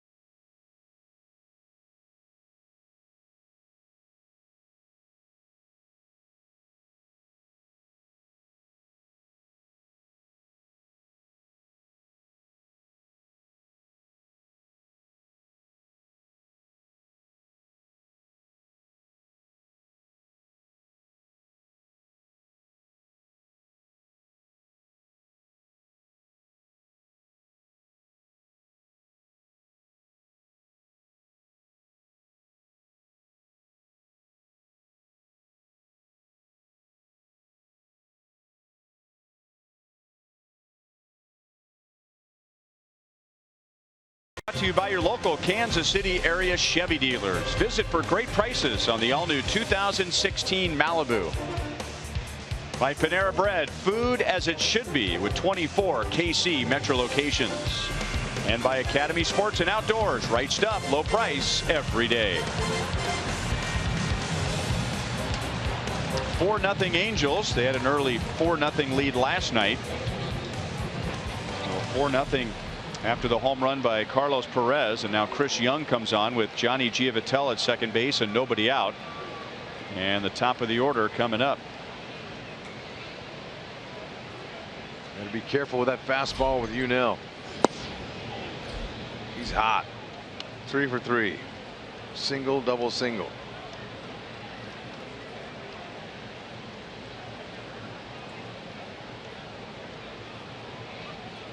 Fastball, slider, occasional changeup. Salvi on the shoulder, I think.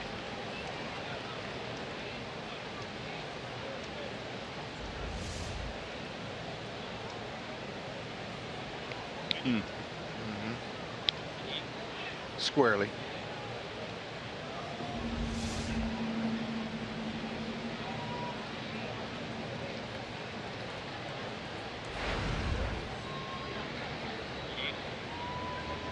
First pitch of the game, Escobar single to left and scored the Angels' first run. He doubled in the second inning, reached with an infield single and scored in the fourth.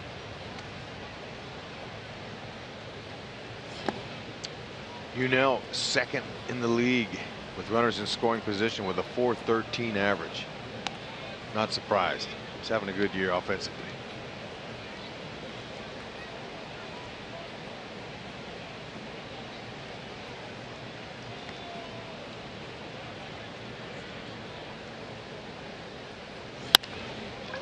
Wide open on the right side. Giavotella held at third, and it's a 4-hit game for Escobar. 4 hits in the first 6 innings. And the Angels are a triple away of hitting for the cycle here in the 6th inning.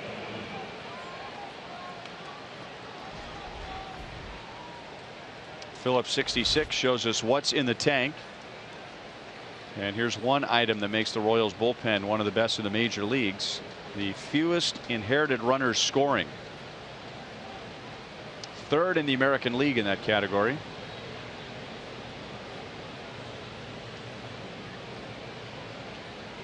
Young, when he's going good, he's getting pop-ups, fly balls. Doesn't really want a deep fly ball here. That should be plenty deep enough as Eibner fades back. Giavotella comes down from third. Escobar goes to second. 5-0 Angels. And Cole Calhoun, it's been the Cole Calhoun, Carlos Perez, and Unell Escobar show. The 8, 1, and 2 hitters. Calhoun has driven in 3.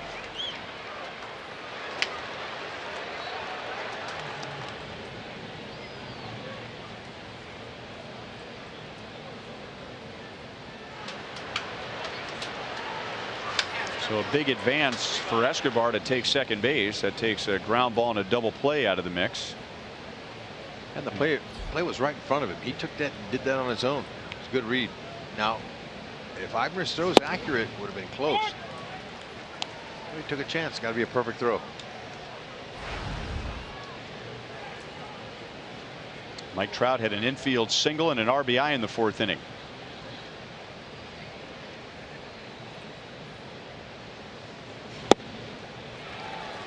Good slider, 0-2.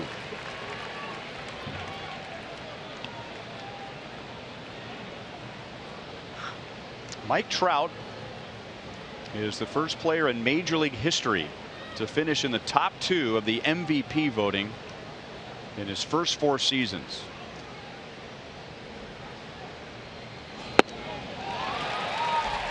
Chris Young takes care of him on 3 pitches. How about that? You're pretty good when you can do that.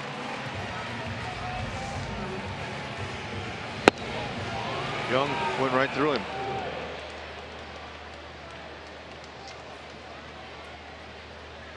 And you know, he's extremely humble guy too. Very humble, friendly. Say hi to you in a heartbeat. Looks for you. Outside to Pujols, Mike Trout, Rookie of the Year in 2012 and was second to Miguel Cabrera. Next year, second to Miguel Cabrera.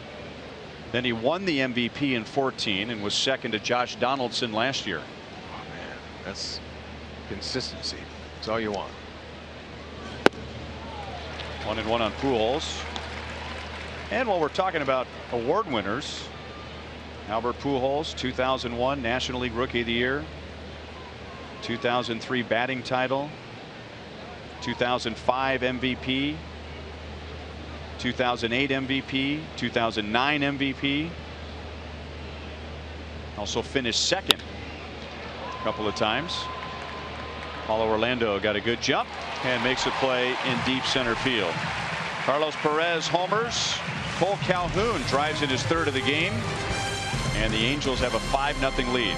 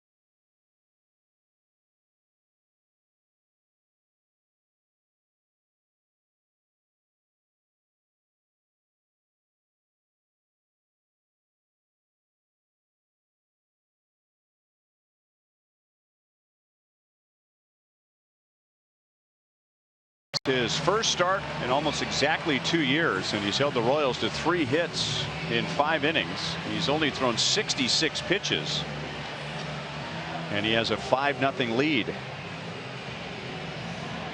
Third time through the order.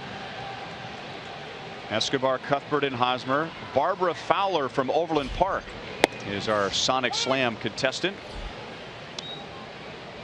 And if the Royals hit a home run out of the park in this inning, Barbara wins $3,200. If the Royals hit a grand slam out of the park, Barbara wins $25 grand from Sonic and the Royals. Simmons charges. He owes Escobar, and he gets him. Escobar's made the defensive play of the game tonight on Simmons, and now Simmons returns the favor. That's amazing how he is able to come and take that ball, and it has pretty good roll. A short hop, picks it bare hand, and Albert's able to stay on the base. Watch this little short hop. He pitches on a hop, throws off his right leg. He stayed on.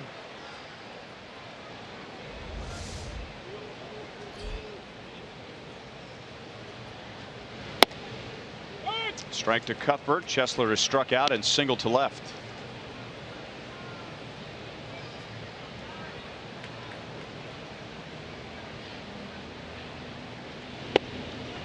Changeup for a strike, and it's 0-2. If you're Tyler Skaggs and you're making your first start in almost 2 years, you got to credit your offense for giving you 5 runs to relax and go out and pitch.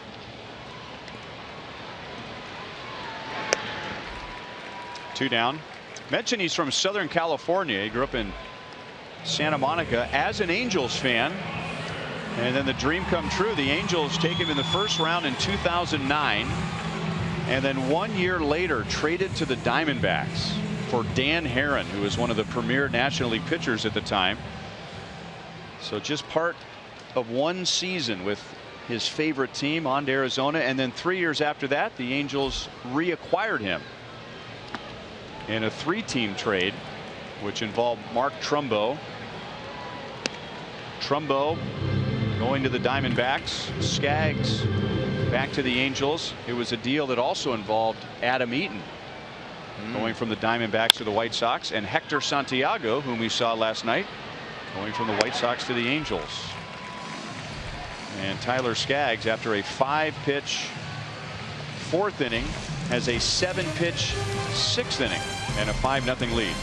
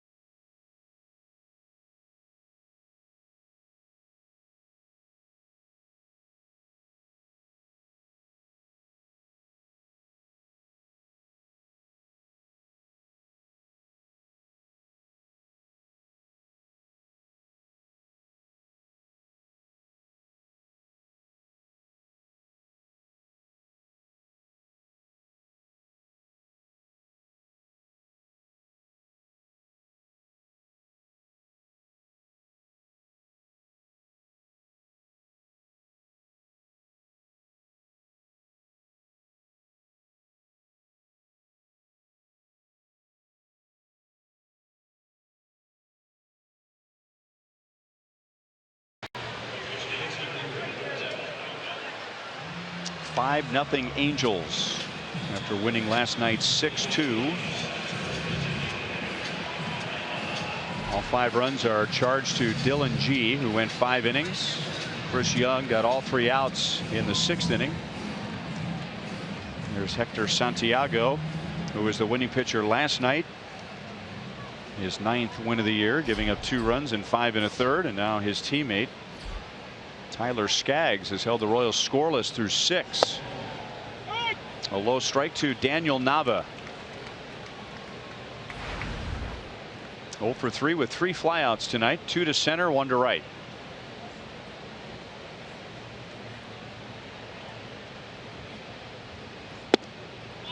Slider is outside, 1-1.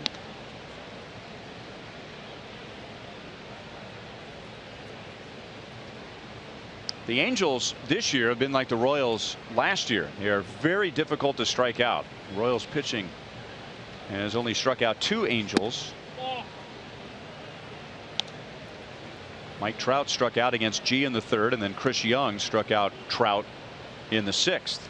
But the Angels, like the Royals last year, have far and away the fewest strikeouts in the major leagues. Left center field and down for a base hit. Alex cuts it off. Nava takes an aggressive turn, but he'll hold with a leadoff single.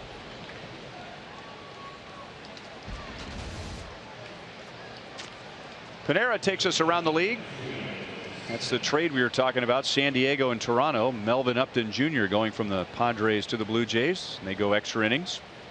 Tigers lead at Boston. Cleveland down in the 9th inning at home against Washington, and the White Sox, behind the pitching of James Shields, 7 2/3 scoreless, have a 3-0 lead over the Cubs.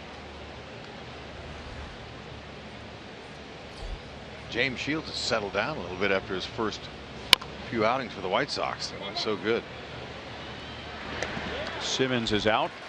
Nava goes to second base.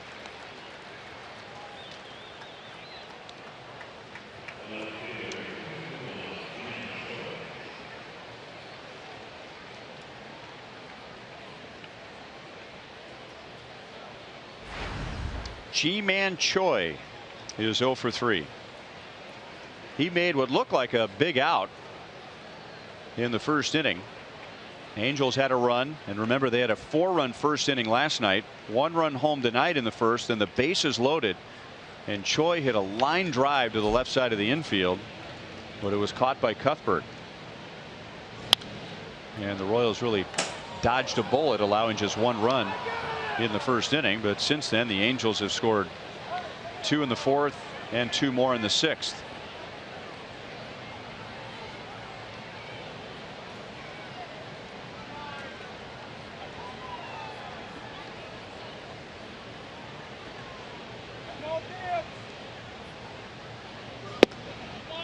Outside, 1 ball, 1 strike.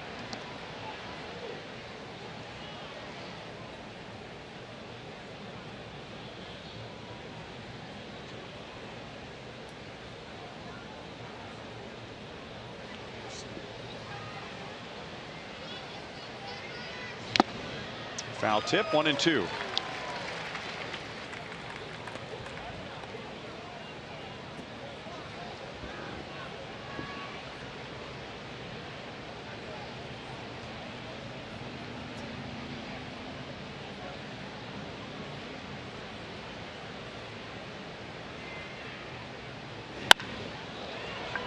Just foul off the right field line.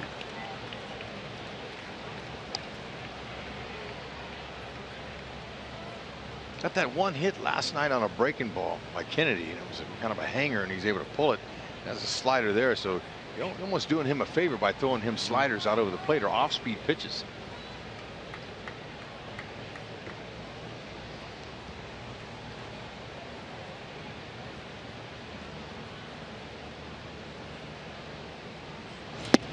Fastball struck him out. There you go.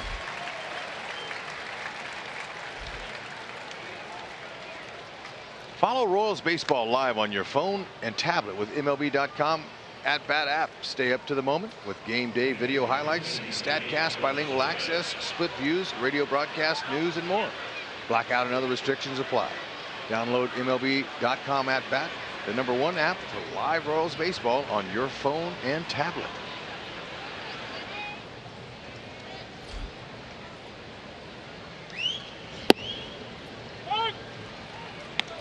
Strike to Carlos Perez. He's had a big game.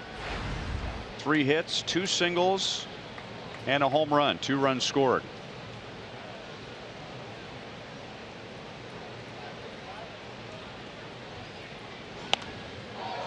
The bat goes into the new netting, thankfully, above the third base dugout.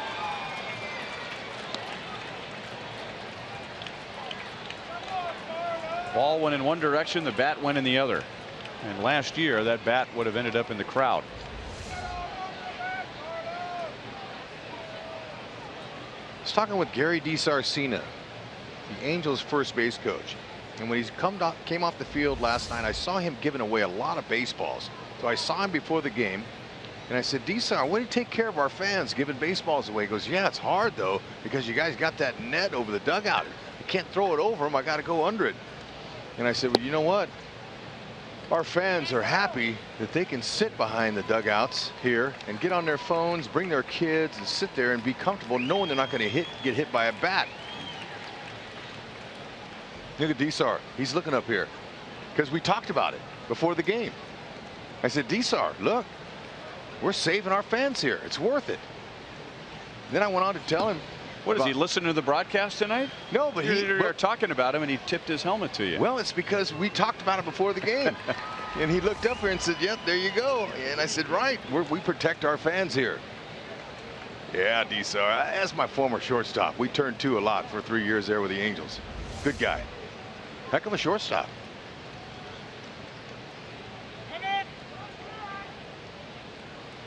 But you know, I also told him about our new netting behind the screen, how there's no big cables that are dividers that help hold up the screen. So really, for people in back of the screen, they get a clean view, no distraction of the cable. Nice job by the Royals taking care of their fans with the netting. Chris Young strikes out 2 in a scoreless 7th inning. 5-0 Angels. Morales, Perez, and Gordon are coming up.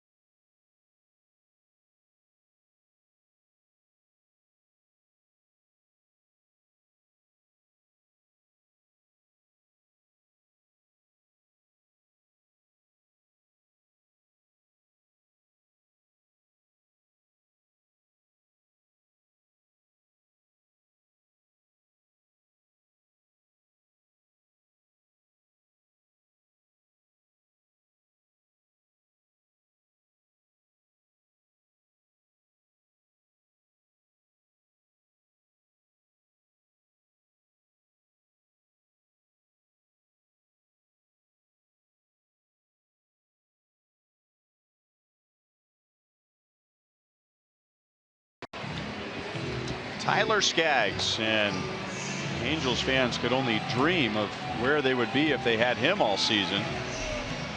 His first start in almost exactly 2 years, 6 scoreless innings, 73 pitches, and he's only allowed 3 hits, 1 walk, and so he's only had to deal with 4 base runners all night. That walk, by the way, was to Alcides Escobar to begin the first inning on 4 straight pitches, so he hasn't walked anybody since then. He has struck out Morales and got him to ground out to second base. That'll be back into the crowd, and it's 0-2.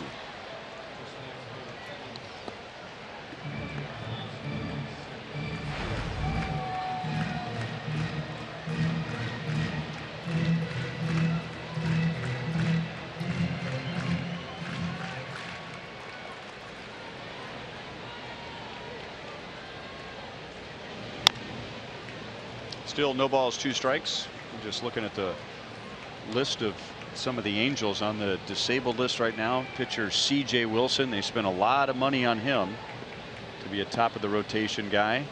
Andrew Heaney, Garrett Richards. He was their ace.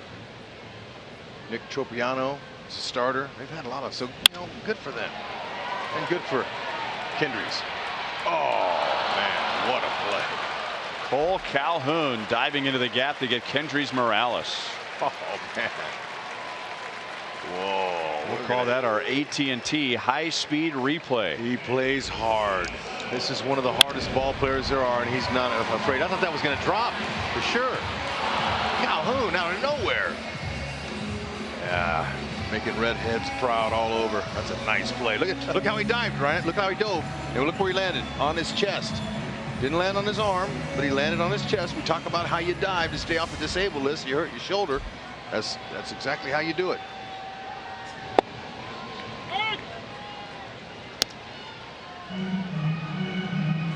How about that play he almost made last night on the wall over here down in foul territory? Love that effort he gives.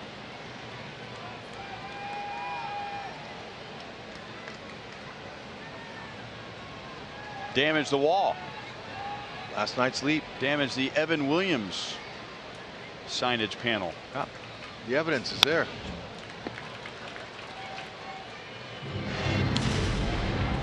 Check it out, and he gloved it. He got it. He got some of this ball. Look at that now. I wonder how those ribs are feeling. I don't know, but that gal in the front row eating the potato chips was not expecting that. No. Like I said, that's the first in a long time I've seen any player go up over that wall there and try to bring one home. Catch it.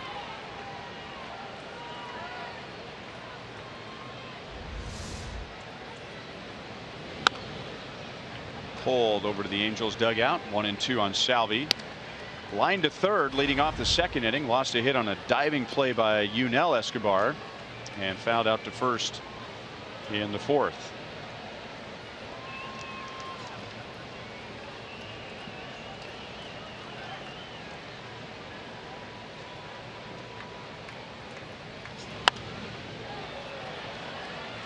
Long battle, still 1-2.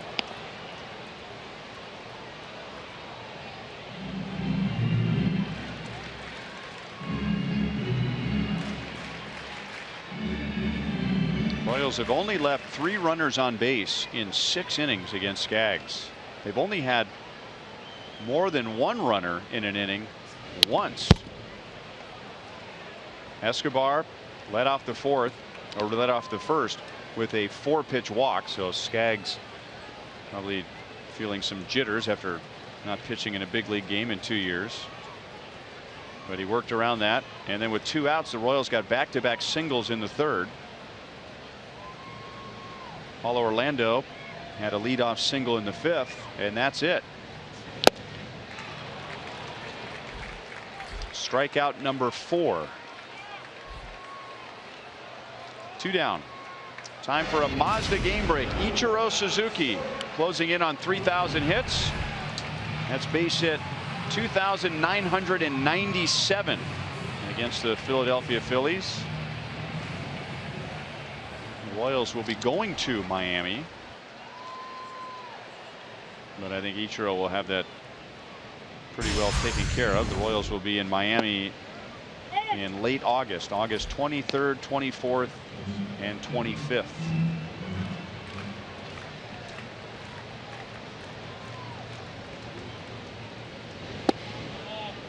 Breaking ball inside, 1 ball, 1 strike. Tell you what, Skaggs has been able to repeat his delivery all night long. I mean, he has been on beam, and he's pitching one heck of a game. He's executing his 3 pitches. He's ready. He had plenty of rehab starts. His team got him a lead. Simmons, look at how far he goes out into center field. Skaggs has set down the last 8. He has pitched 7 scoreless innings in his first start of the season.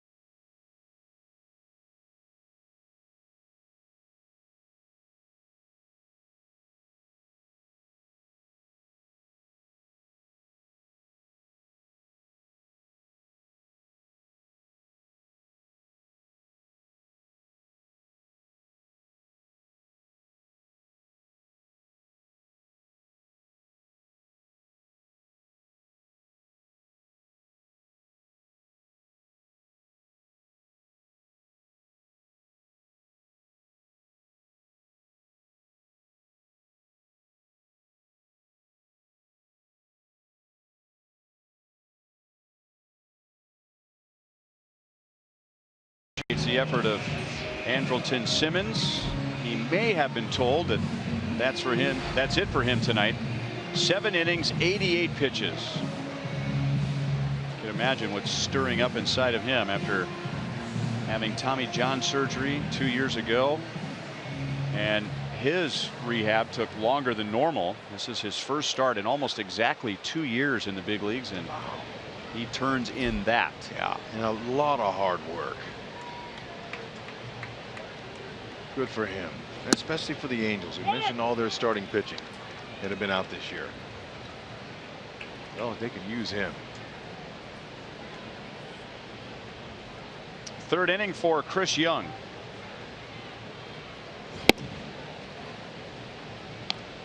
One and one on Johnny Giavotella. Chris came on in relief of Dylan G in the 6th inning and got all 3 outs. Allowed a leadoff single in the 7th, but retired the next 3. And now he's 1-2 against Giavotella, who's been on twice tonight. Ah, nice catch by that Royals fan. Another redhead. What new? And he gave it up. Way to go, sir.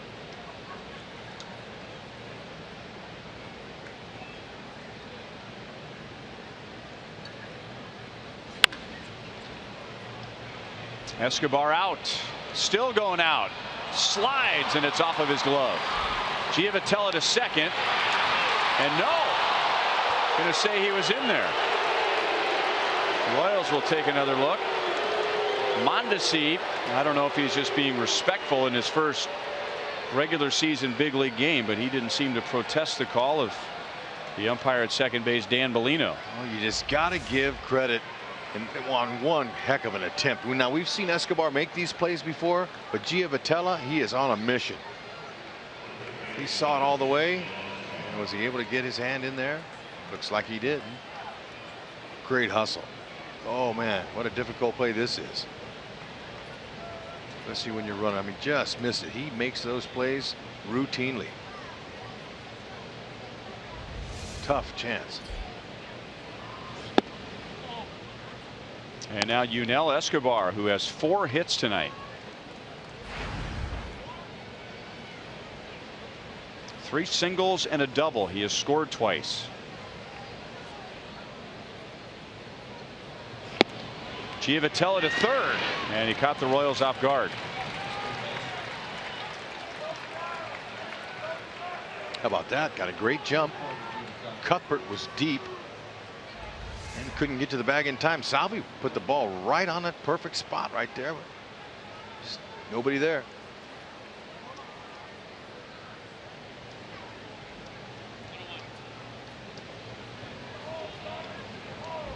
And now the Royals are forced to bring the infield in against a hitter who already has 4 hits. Skips away. Giavotella does not come down the line.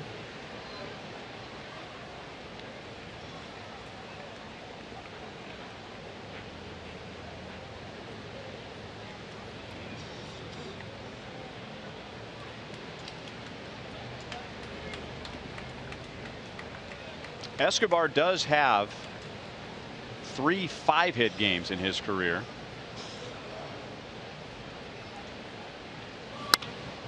Up the middle, and now he has 4. 5 hits for Escobar, 5 for 5. Giavotella scores for a second time tonight, and the Angels have a 6-0 lead in the 8th inning.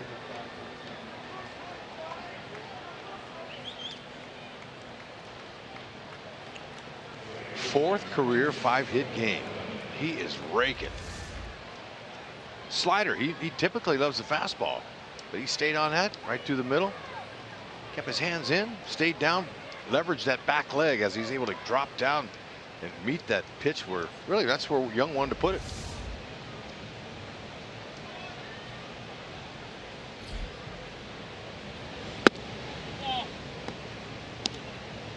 Cole Calhoun's had a big night. He drove in the first run, driving in Escobar in the first inning, and he's driven in runs in the 4th and 6th innings. The Angels lead the major leagues, averaging 6 runs per game in July. They scored 6 last night, and they've scored 6 so far tonight. Second hit for Calhoun. Escobar stops at second base. Fans, grab your running shoes and join Fox Kansas City, Fox Sports Kansas City, and the Royals at the Royals Charities 5K on August 27th. Each participant will receive a World Series Champs t-shirt and a Royal ticket voucher and have a chance to make a lap around Kauffman Stadium. Sign up now at royals.com/run.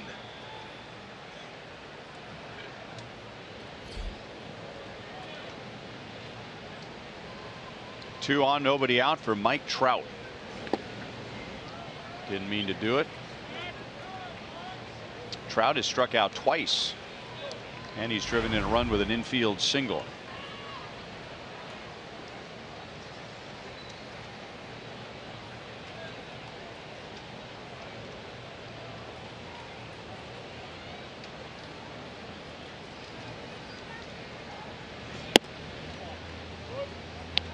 One and one.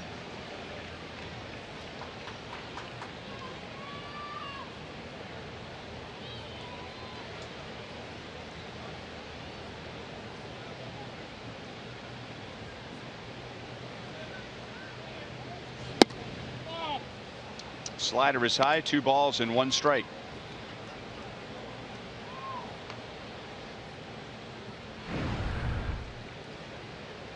That is the highest batting average for Mike Trout against any American League team. Popped him up. Infield fly rule. If it comes down, Mondesi wants it. It does, and he does. 1 down. That would have been an interesting pop-up at the Metrodome in Minneapolis. That would have challenged the roof. It might have. That and maybe Tampa Bay.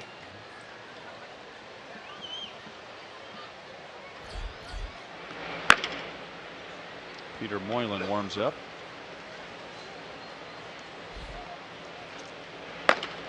Moylan pitched a scoreless 6th inning last night. 2 on 1 out to Pujols, and he looks at a fastball strike. Pujols drove in 4 last night. He is 1 for 4 so far tonight. One of his outs was a line drive to the warning track in center field. You know, one thing I noticed out there in the bullpen with that shot watching Peter Moylan was Doug Henry, the bullpen coach. See him in his right hand, he's got a pitch counter, so they know how many warm-up pitches each guy throws. You see him hit that little button, so they know everything that goes on. So when Moylan goes into the game, Doug Henry will write down on his little chart how many pitches he threw, just so they can keep track. That helps Ned Yost.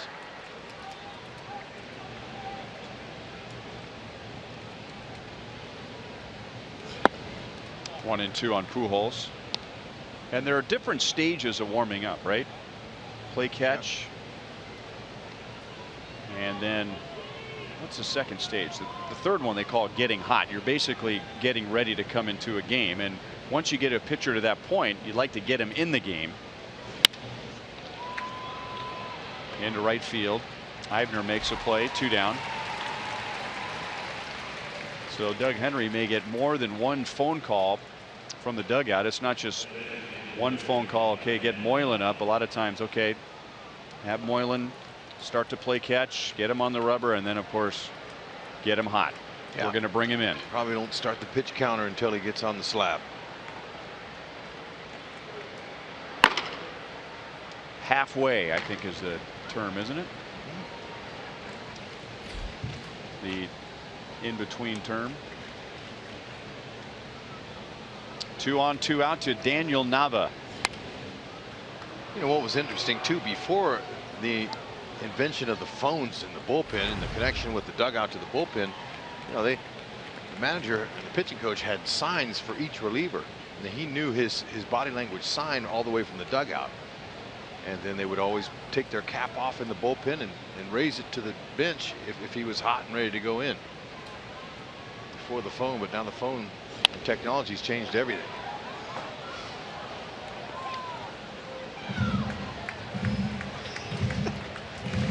When exactly was the phone invented? Let's look that up. Well, not from the bullpen. I know what you mean. I know what you mean. Yeah. The first time they installed phones, that's what I meant, in ballparks, from the dugout to the bullpen. Thank you. Because the phone was invented in 1876. Okay. Alexander Graham Bell, of course, was the inventor, which was about the time they started playing professional baseball, but nobody thought to install it into a ballpark. That's right. You had to go through the switchboard back then to get to the bullpen. Nava lines to right. The Angels add a run on Giovatella's hustling double. There you go. That phone was invented in 1938.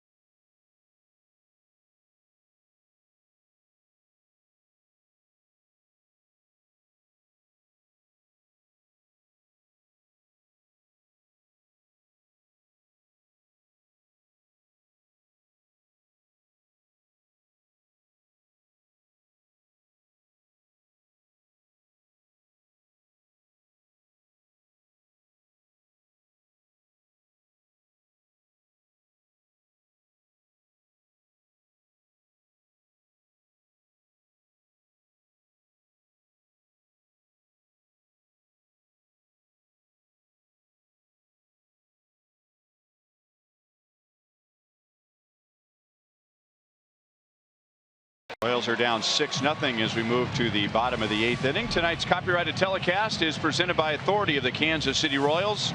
They may not be reproduced or retransmitted in any form, and the accounts and descriptions of this game may not be disseminated without the express written consent of the Kansas City Royals Baseball Club. Ryan Lefevre, Rex Hudler with Joe Goldberg, Jeff Montgomery. That's Joe Smith taking over in the bottom of the 8th inning after 7 scoreless innings from Tyler Skaggs. Skaggs retired 12 of the last 13. Just the second time in his career he's had a start of 7 or more innings and no runs, but tonight's was extra special in his first big league start since Tommy John surgery. Paulo Orlando launches it into the left field corner. Foul.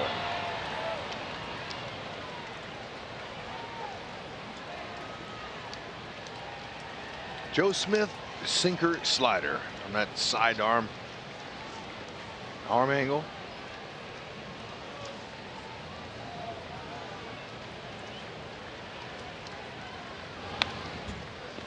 Still 0-2 on Paulo. Every sidearm pitcher has a story. Meaning, if a pitcher throws like that, there's a reason. It's not because, well, that's how he threw the ball in Little League and it just worked for him. It's usually out of necessity because something else wasn't working. Yeah, you rarely see amateurs throw from that angle. Rarely. Young players, they're all taught to throw over the top.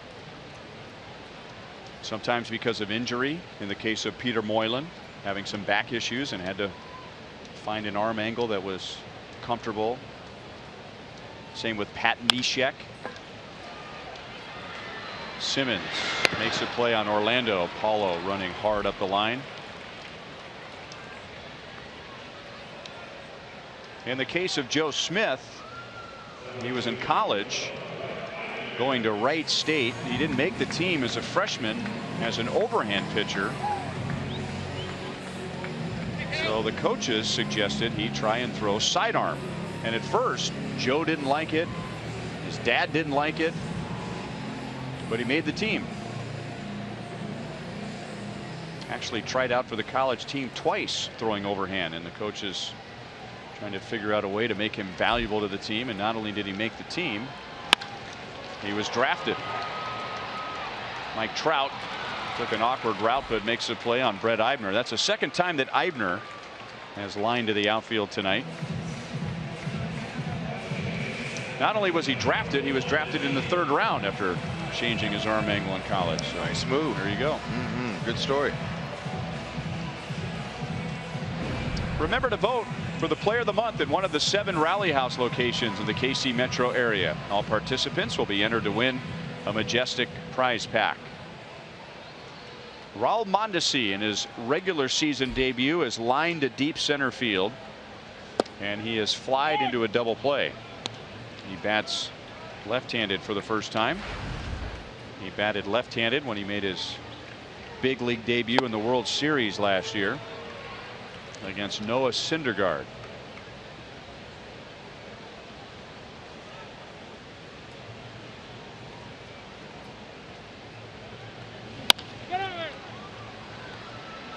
Pujols comes down the line to get Mondesi, and that's all. The Royals have just 1 hit since the 3rd inning.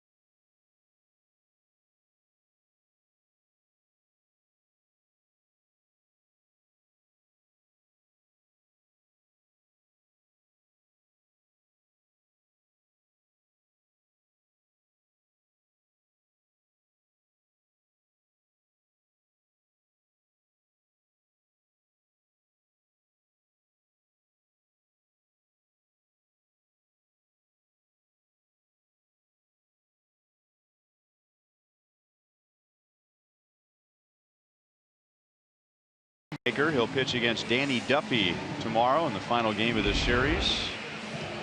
And Kia puts us in the driver's seat. Danny Duffy in his last 5 starts, he's 4-0. The Royals are 5-0. A 2.75 ERA, and he just continues to dazzle with that strikeout walk ratio, 34-4 over his last 5 starts. I hope he's on. Shut the top of that order down in front of Pujols. They've been red hot. 4th inning for Chris Young.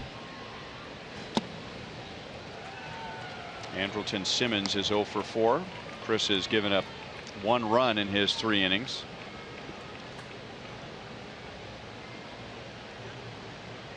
Angels scored 5 against Dylan G in 5 innings. 1 ball and 1 strike.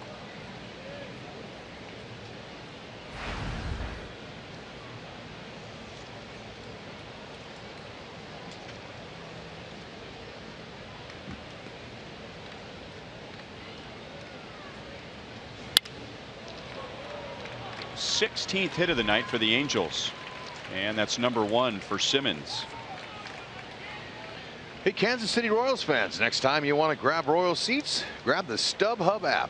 Not only will you find seats, you can find the best seat for your buck when you sort by the best value. We take the price and location of seats and show you which tickets at StubHub give you the best deal. So get the StubHub app today.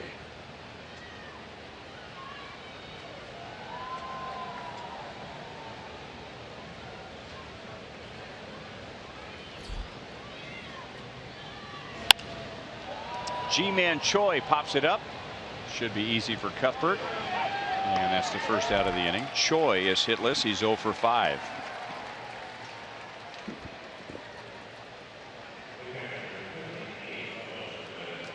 The Angels 3, 4, 5, 6, and 7 hitters.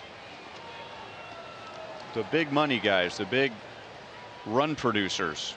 They've driven in 1 run combined, 3 through 7. It's been the 8, 9, 1, 2 hitters, the bookends, if you will. Carlos Perez, 2 runs scored and an RBI. He's the number 8 hitter. Johnny Giavotella, the number 9 hitter, scored twice.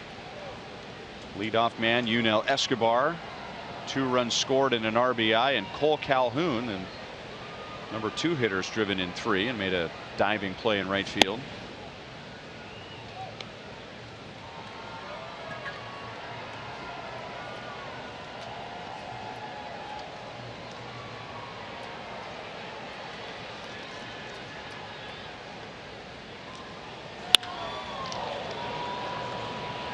Deep to left field.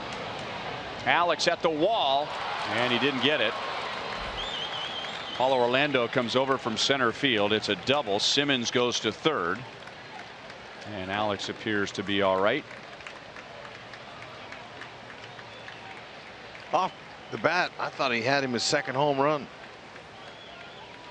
Alex got a great jump on it, and see, right at the wall, just over his glove. Ooh, a little crash there. With his left arm extended up high on the wall. Glad he's okay.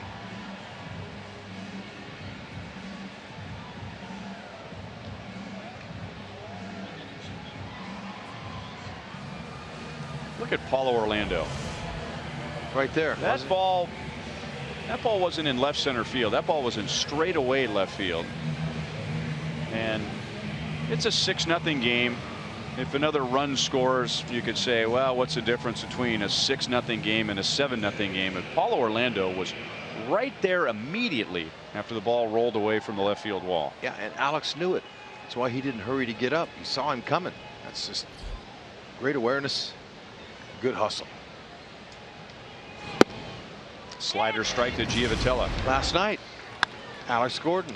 Some might say, you know what? Why would you get this kind of effort in a blowout game?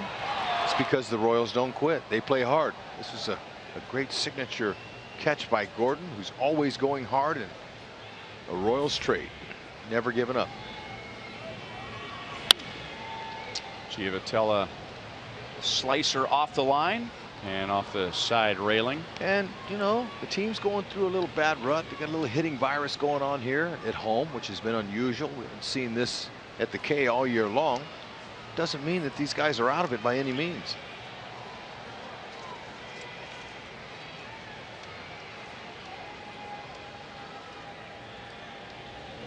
Their job now is to just climb back to 500. Johnny Giavotella gets it by Eric Hosmer.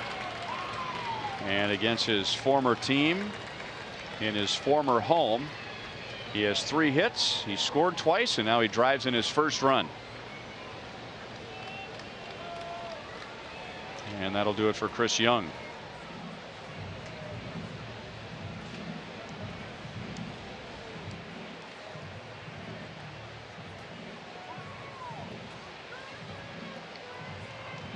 First and third, 1 out. Chin-Ming Wong will get Yunel Escobar, who has 5 hits tonight.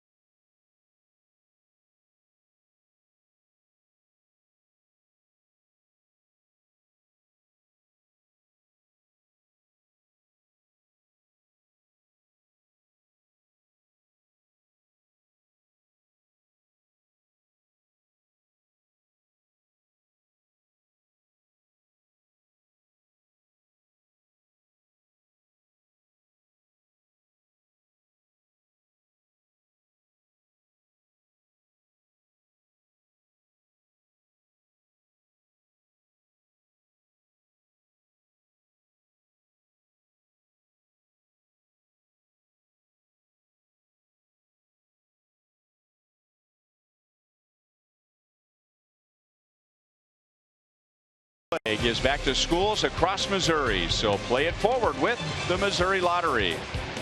By Menards, save big money at Menards on all your home improvement needs. And by your Midwest Ford dealers, visit yourmidwestforddealers.com.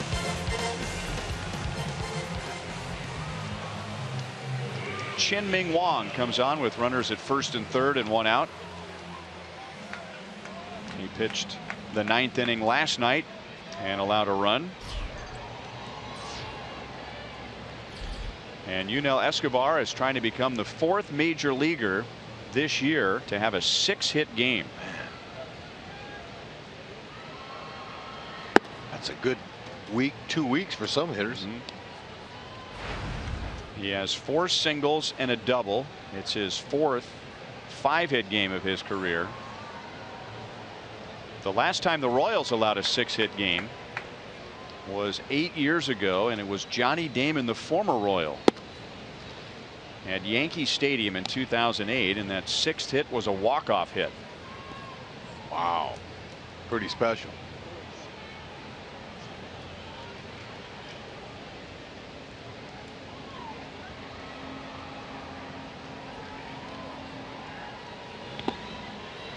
Nice stop. 3 balls, no strikes. Let's check it out. Second pitch of the game, base hit. Infield hit, he'll take that. Shot to right, back up the middle.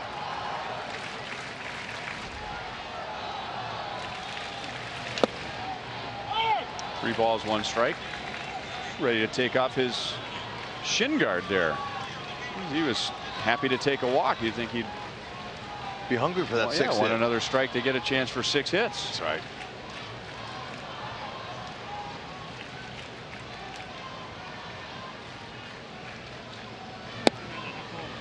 And he'll take a walk, so he'll settle with reaching 6 times, and that'll load the bases with 1 out.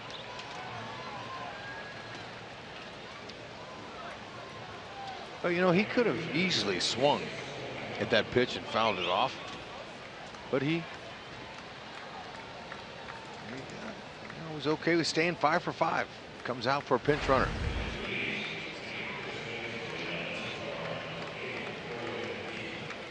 Cole Calhoun, who has driven in 3, will bat with the bases loaded.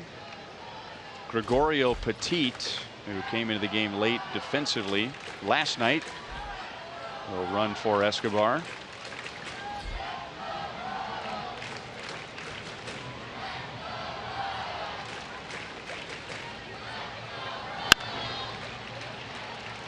That'll be back into the crowd. Announced tonight at 28,026. Royals are down 7-0 in the 9th inning. It's getting late, so the crowd is thinned out quite a bit. But some who have remained are holding out hope and chanting, "Let's go Royals." Yeah, you know what? There's fans here that are just proud of their team. Tuesday night, 28,000. Last night, big crowd on a Monday night. Gotta love it.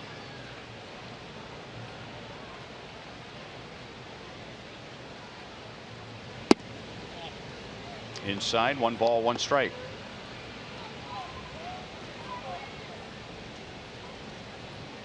Perez has 4 hits. Johnny Giavotella 3. Petit just came in as a runner.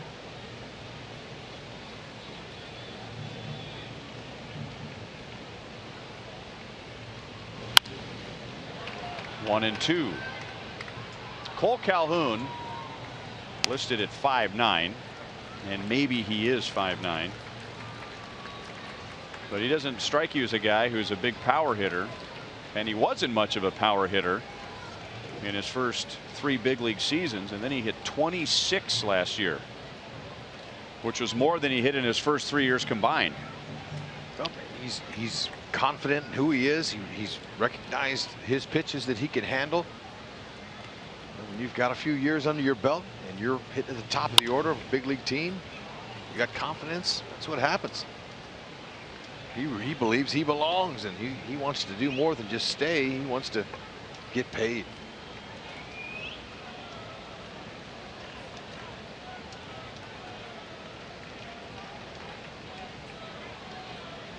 Won a Gold Glove last year, first of his career. You know, we've watched him here in this series, and just in 2 games, he's been all over the field. He robbed Morales in the right center field gap with a great extended catch. That'll stay fair. The Angels will get another run. Calhoun will get another RBI. Perez scores his 3rd run of the night. Calhoun has driven in 4, and the Angels lead 8-0.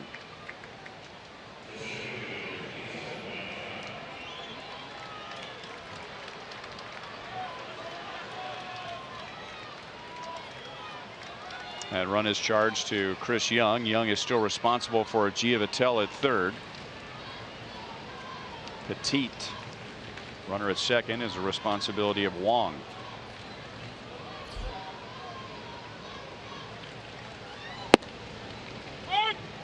Strike to Mike Trout, who drove in a run with an infield single in the 4th inning.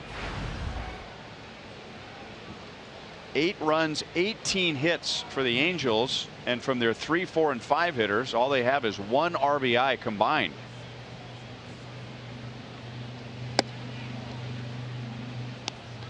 One and 1.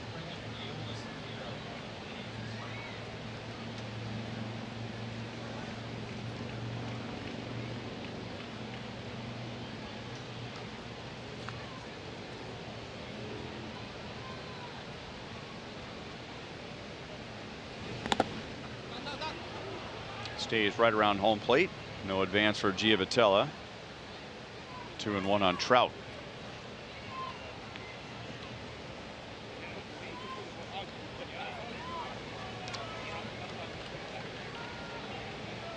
Mike Trout has 19 home runs. With his next home run, he will join Mickey Mantle, Tony Conigliaro, Ken Griffey Jr., and Alex Rodriguez as the only players with 5 20 home run seasons before turning 25 years old. 5 20 home run seasons before the age of 25. Before, I don't know if the rules have changed or not, but before you could legally rent a car. Wow.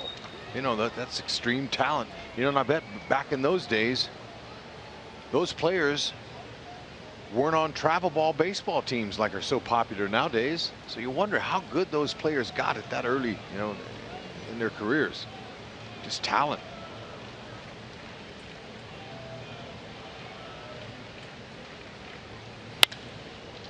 He'll settle for 2 runs. Up the right field line, they get Giavotella and Petit to the plate.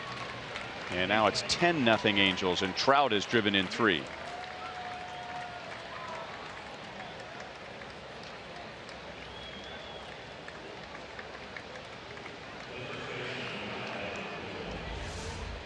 Boy, he just took this pitch and rifled it. I mean, went right with it. Excellent job of letting the ball get deep in the strike zone and continuing their assault on Royals pitching.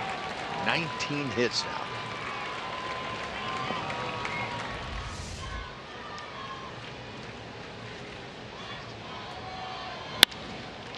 Another base hit. Trout will be waved home. Pujols drives in his first.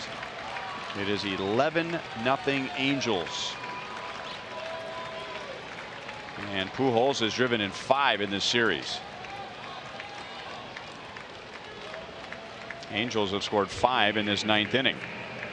And now Trout is out, and Jeffrey Marte will run for him.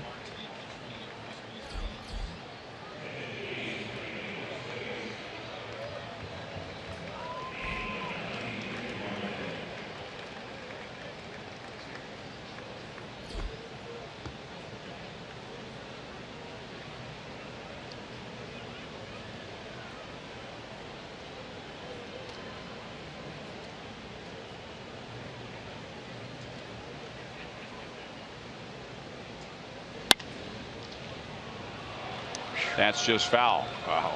A little surprised as good as they're going. That went foul.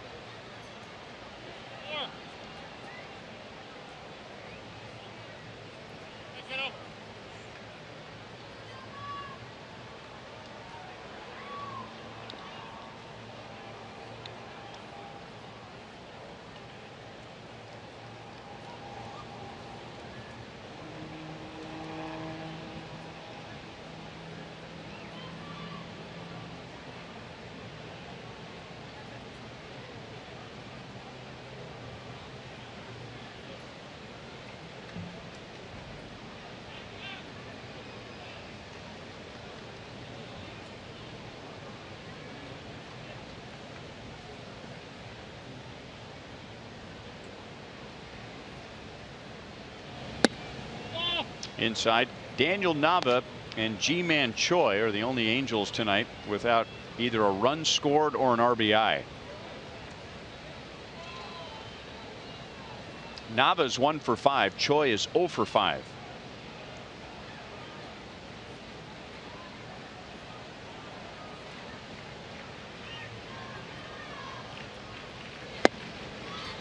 Got the call over the inside, 1-2.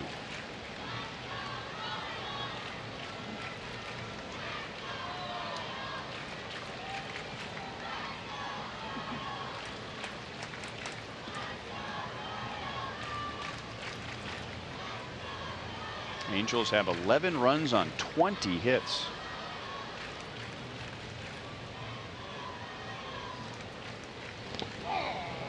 And now Nava is plunked. So the Angels will bat 10 in the inning. Looked to me like he did everything humanly possible to get out of the way of that pitch. No, he looked like he stuck his leg out there trying to get hit. Look at that. Instead of going away from it, he went right into it.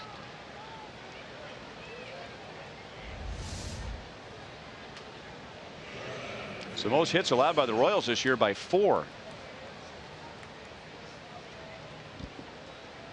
And now Simmons, he started all this with a single to center field.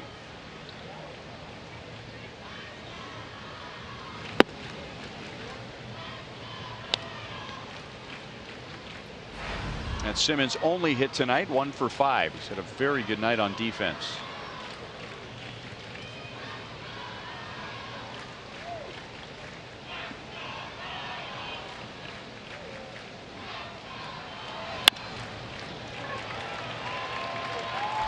Holding at third is Marte. And that'll bring up G-Man Choi, who has the opportunity, if you want to call it that, to make the first and the last out of the same inning.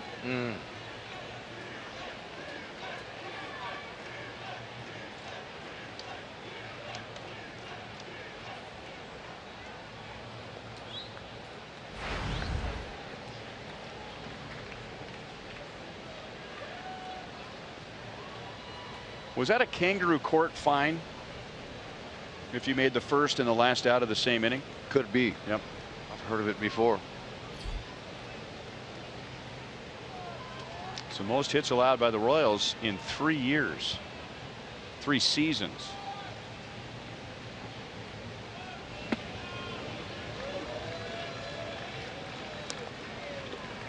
Choi is the only Angels hitter who has not reached tonight.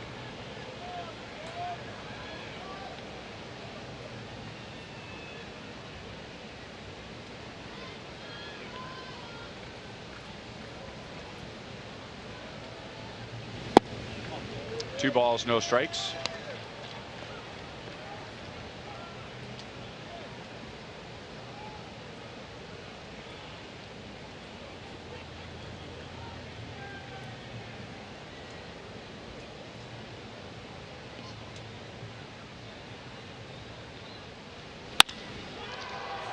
Up the middle and into center field. One will score, two will score. And now the Royals had a chance to get a runner and a rundown, but didn't notice that Simmons had gone to third. So Choi means that every Angels hitter has at least one base hit tonight. He drives in 2 in his second at bat in the inning. And now the Angels have 13 runs on 22 hits. Wow. They are finding every hole imaginable out there.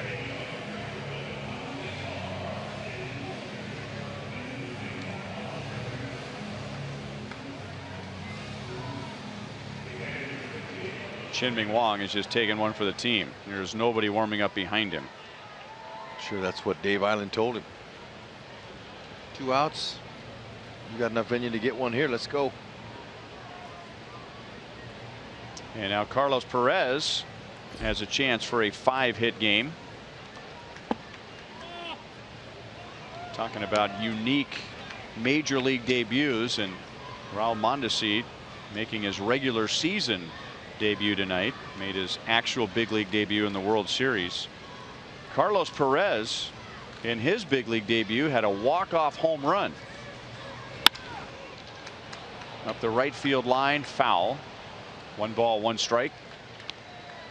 4th player in major league history to hit a walk-off home run in his first big league game. That was in May of last year against Seattle.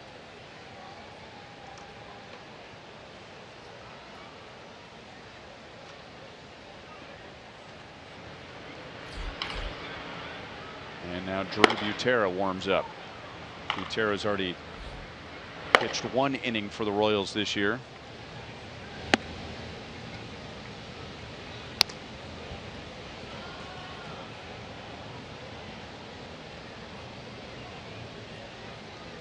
Perez already has a 5-hit game in his career, and that was earlier this month. He had a 5-hit game at Boston. 3-1.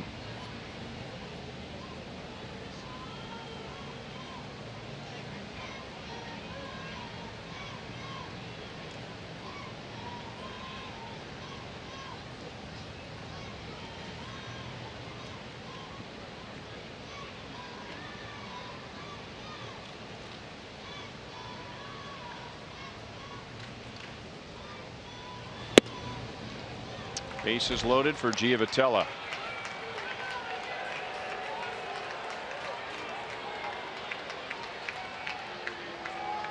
And Ned Yost going to come out and get Chien-Ming Wang, and Drew Butera is going to pitch.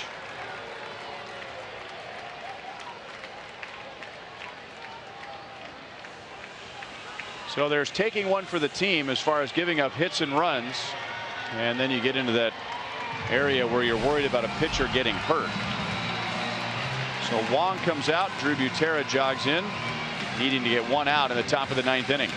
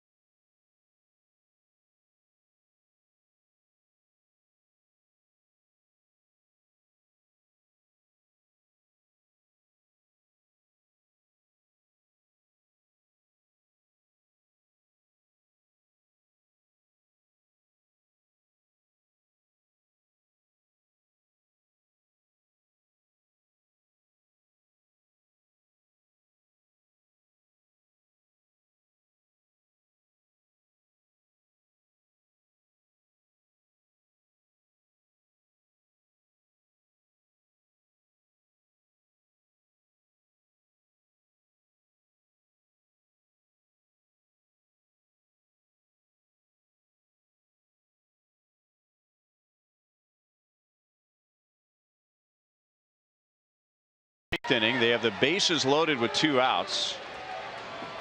And Johnny Giavotella, the former Royal, who has singled, driven in a run, and scored already in this inning, will face Drew Butera.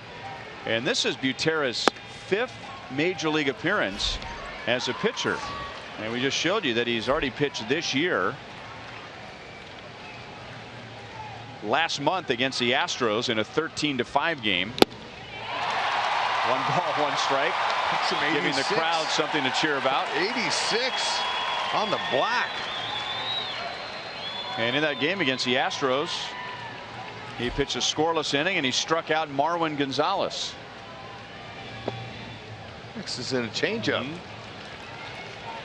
He pitched a scoreless inning against the Brewers in 2012, a scoreless inning against the Marlins in 2014, and then he gave up some runs another game in 14, allowing a double, a home run, and 2 earned runs. And then on June 25th, Marwin Gonzalez strikes out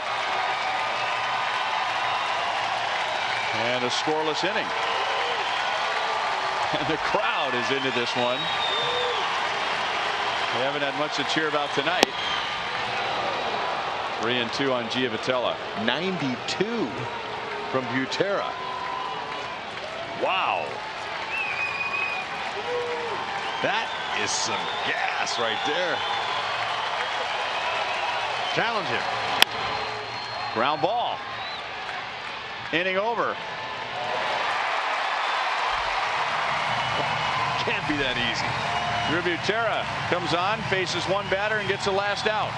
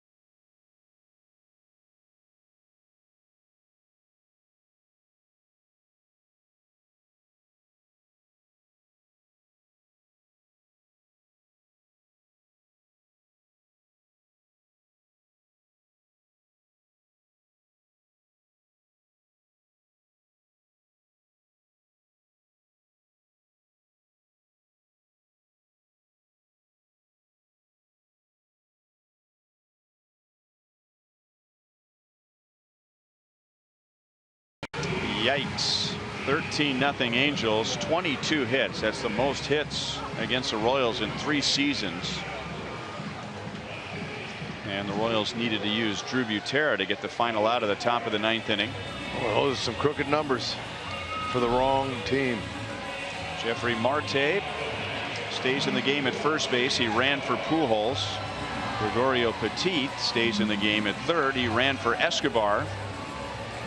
And Deolis Guerra, who was just called up, takes the mound with a 13-run lead in the bottom of the 9th inning. Todd Cunningham was designated for assignment to make room for Guerra.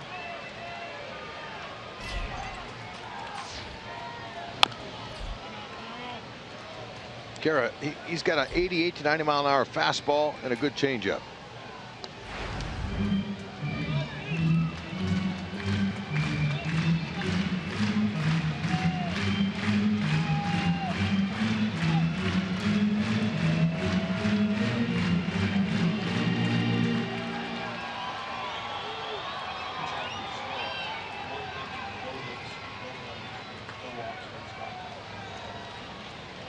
Royals have 1 hit since the 3rd inning. It's been a huge game on offense for the Angels and a huge game on the mound. Tyler Skaggs making his first start in 2 years. Gave up 3 hits and no runs in 7 innings. Joe Smith pitched a scoreless 8th. And Angels pitchers have retired 15 of the last 16 Royals.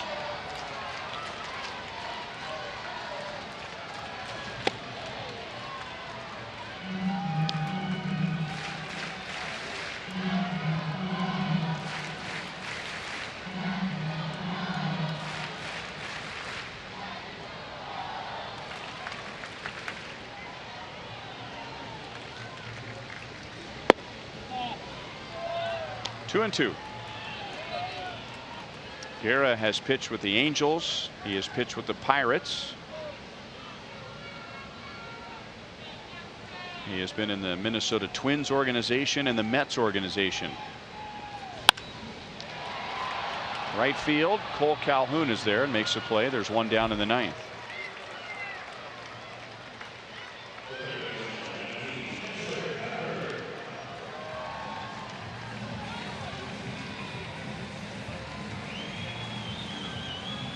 Cuthbert is 1 for 3 with a 3rd inning single.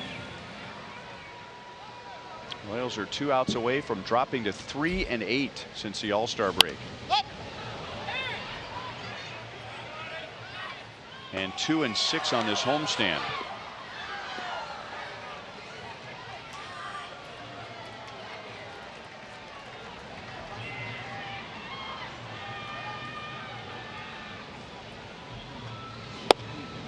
Outside, 1-1 to Cuthbert. Last time the Royals were 3 games below 500 was June of 2014.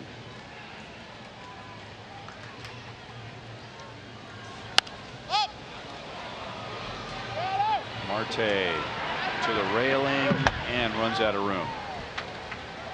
1-2 on Cuthbert.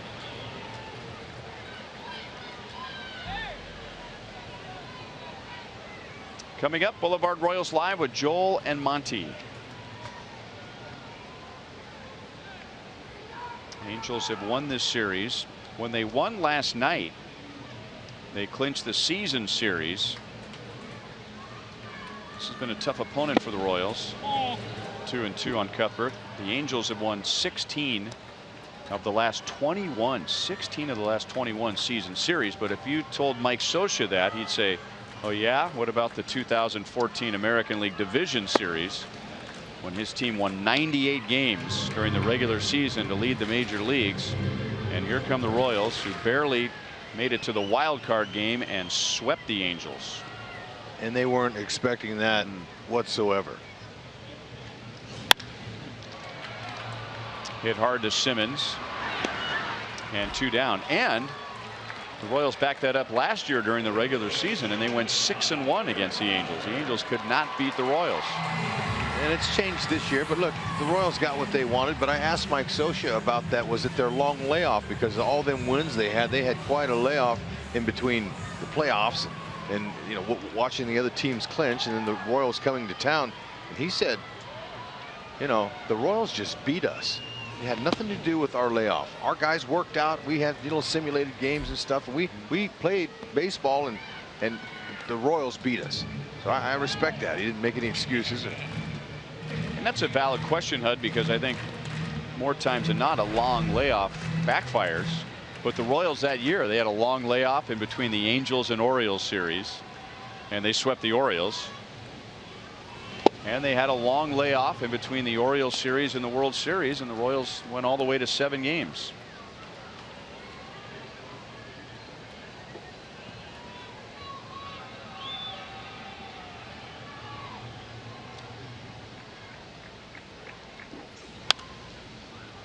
One and two on Hosmer.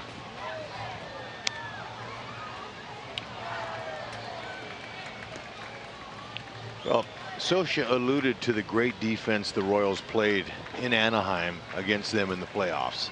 Remember those circus catches that Nori Aoki made on the wall, saving those runs? Gerard Dyson gunning down a would-be base steal, or a guy tagging from second base on a crucial play. I mean, we defended. That was in the height of our defense. What was it? Remember, it was the Vargas game, and it might have been the first batter of the game, Lorenzo Cain.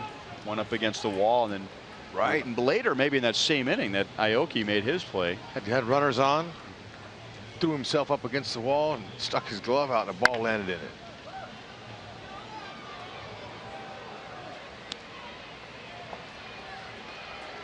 Mike Scioscia, 3 years into his tenure with the Angels, won the World Series in 2002 against the Giants. In his 17th season as manager of the Angels.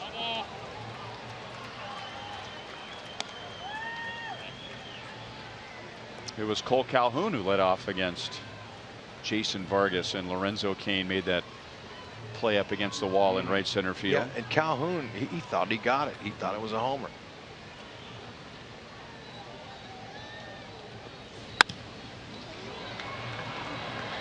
Simmons out and gives way to Trout. So the Angels shut out the Royals. They blow out the Royals. Final score 13-0. We'll be right back.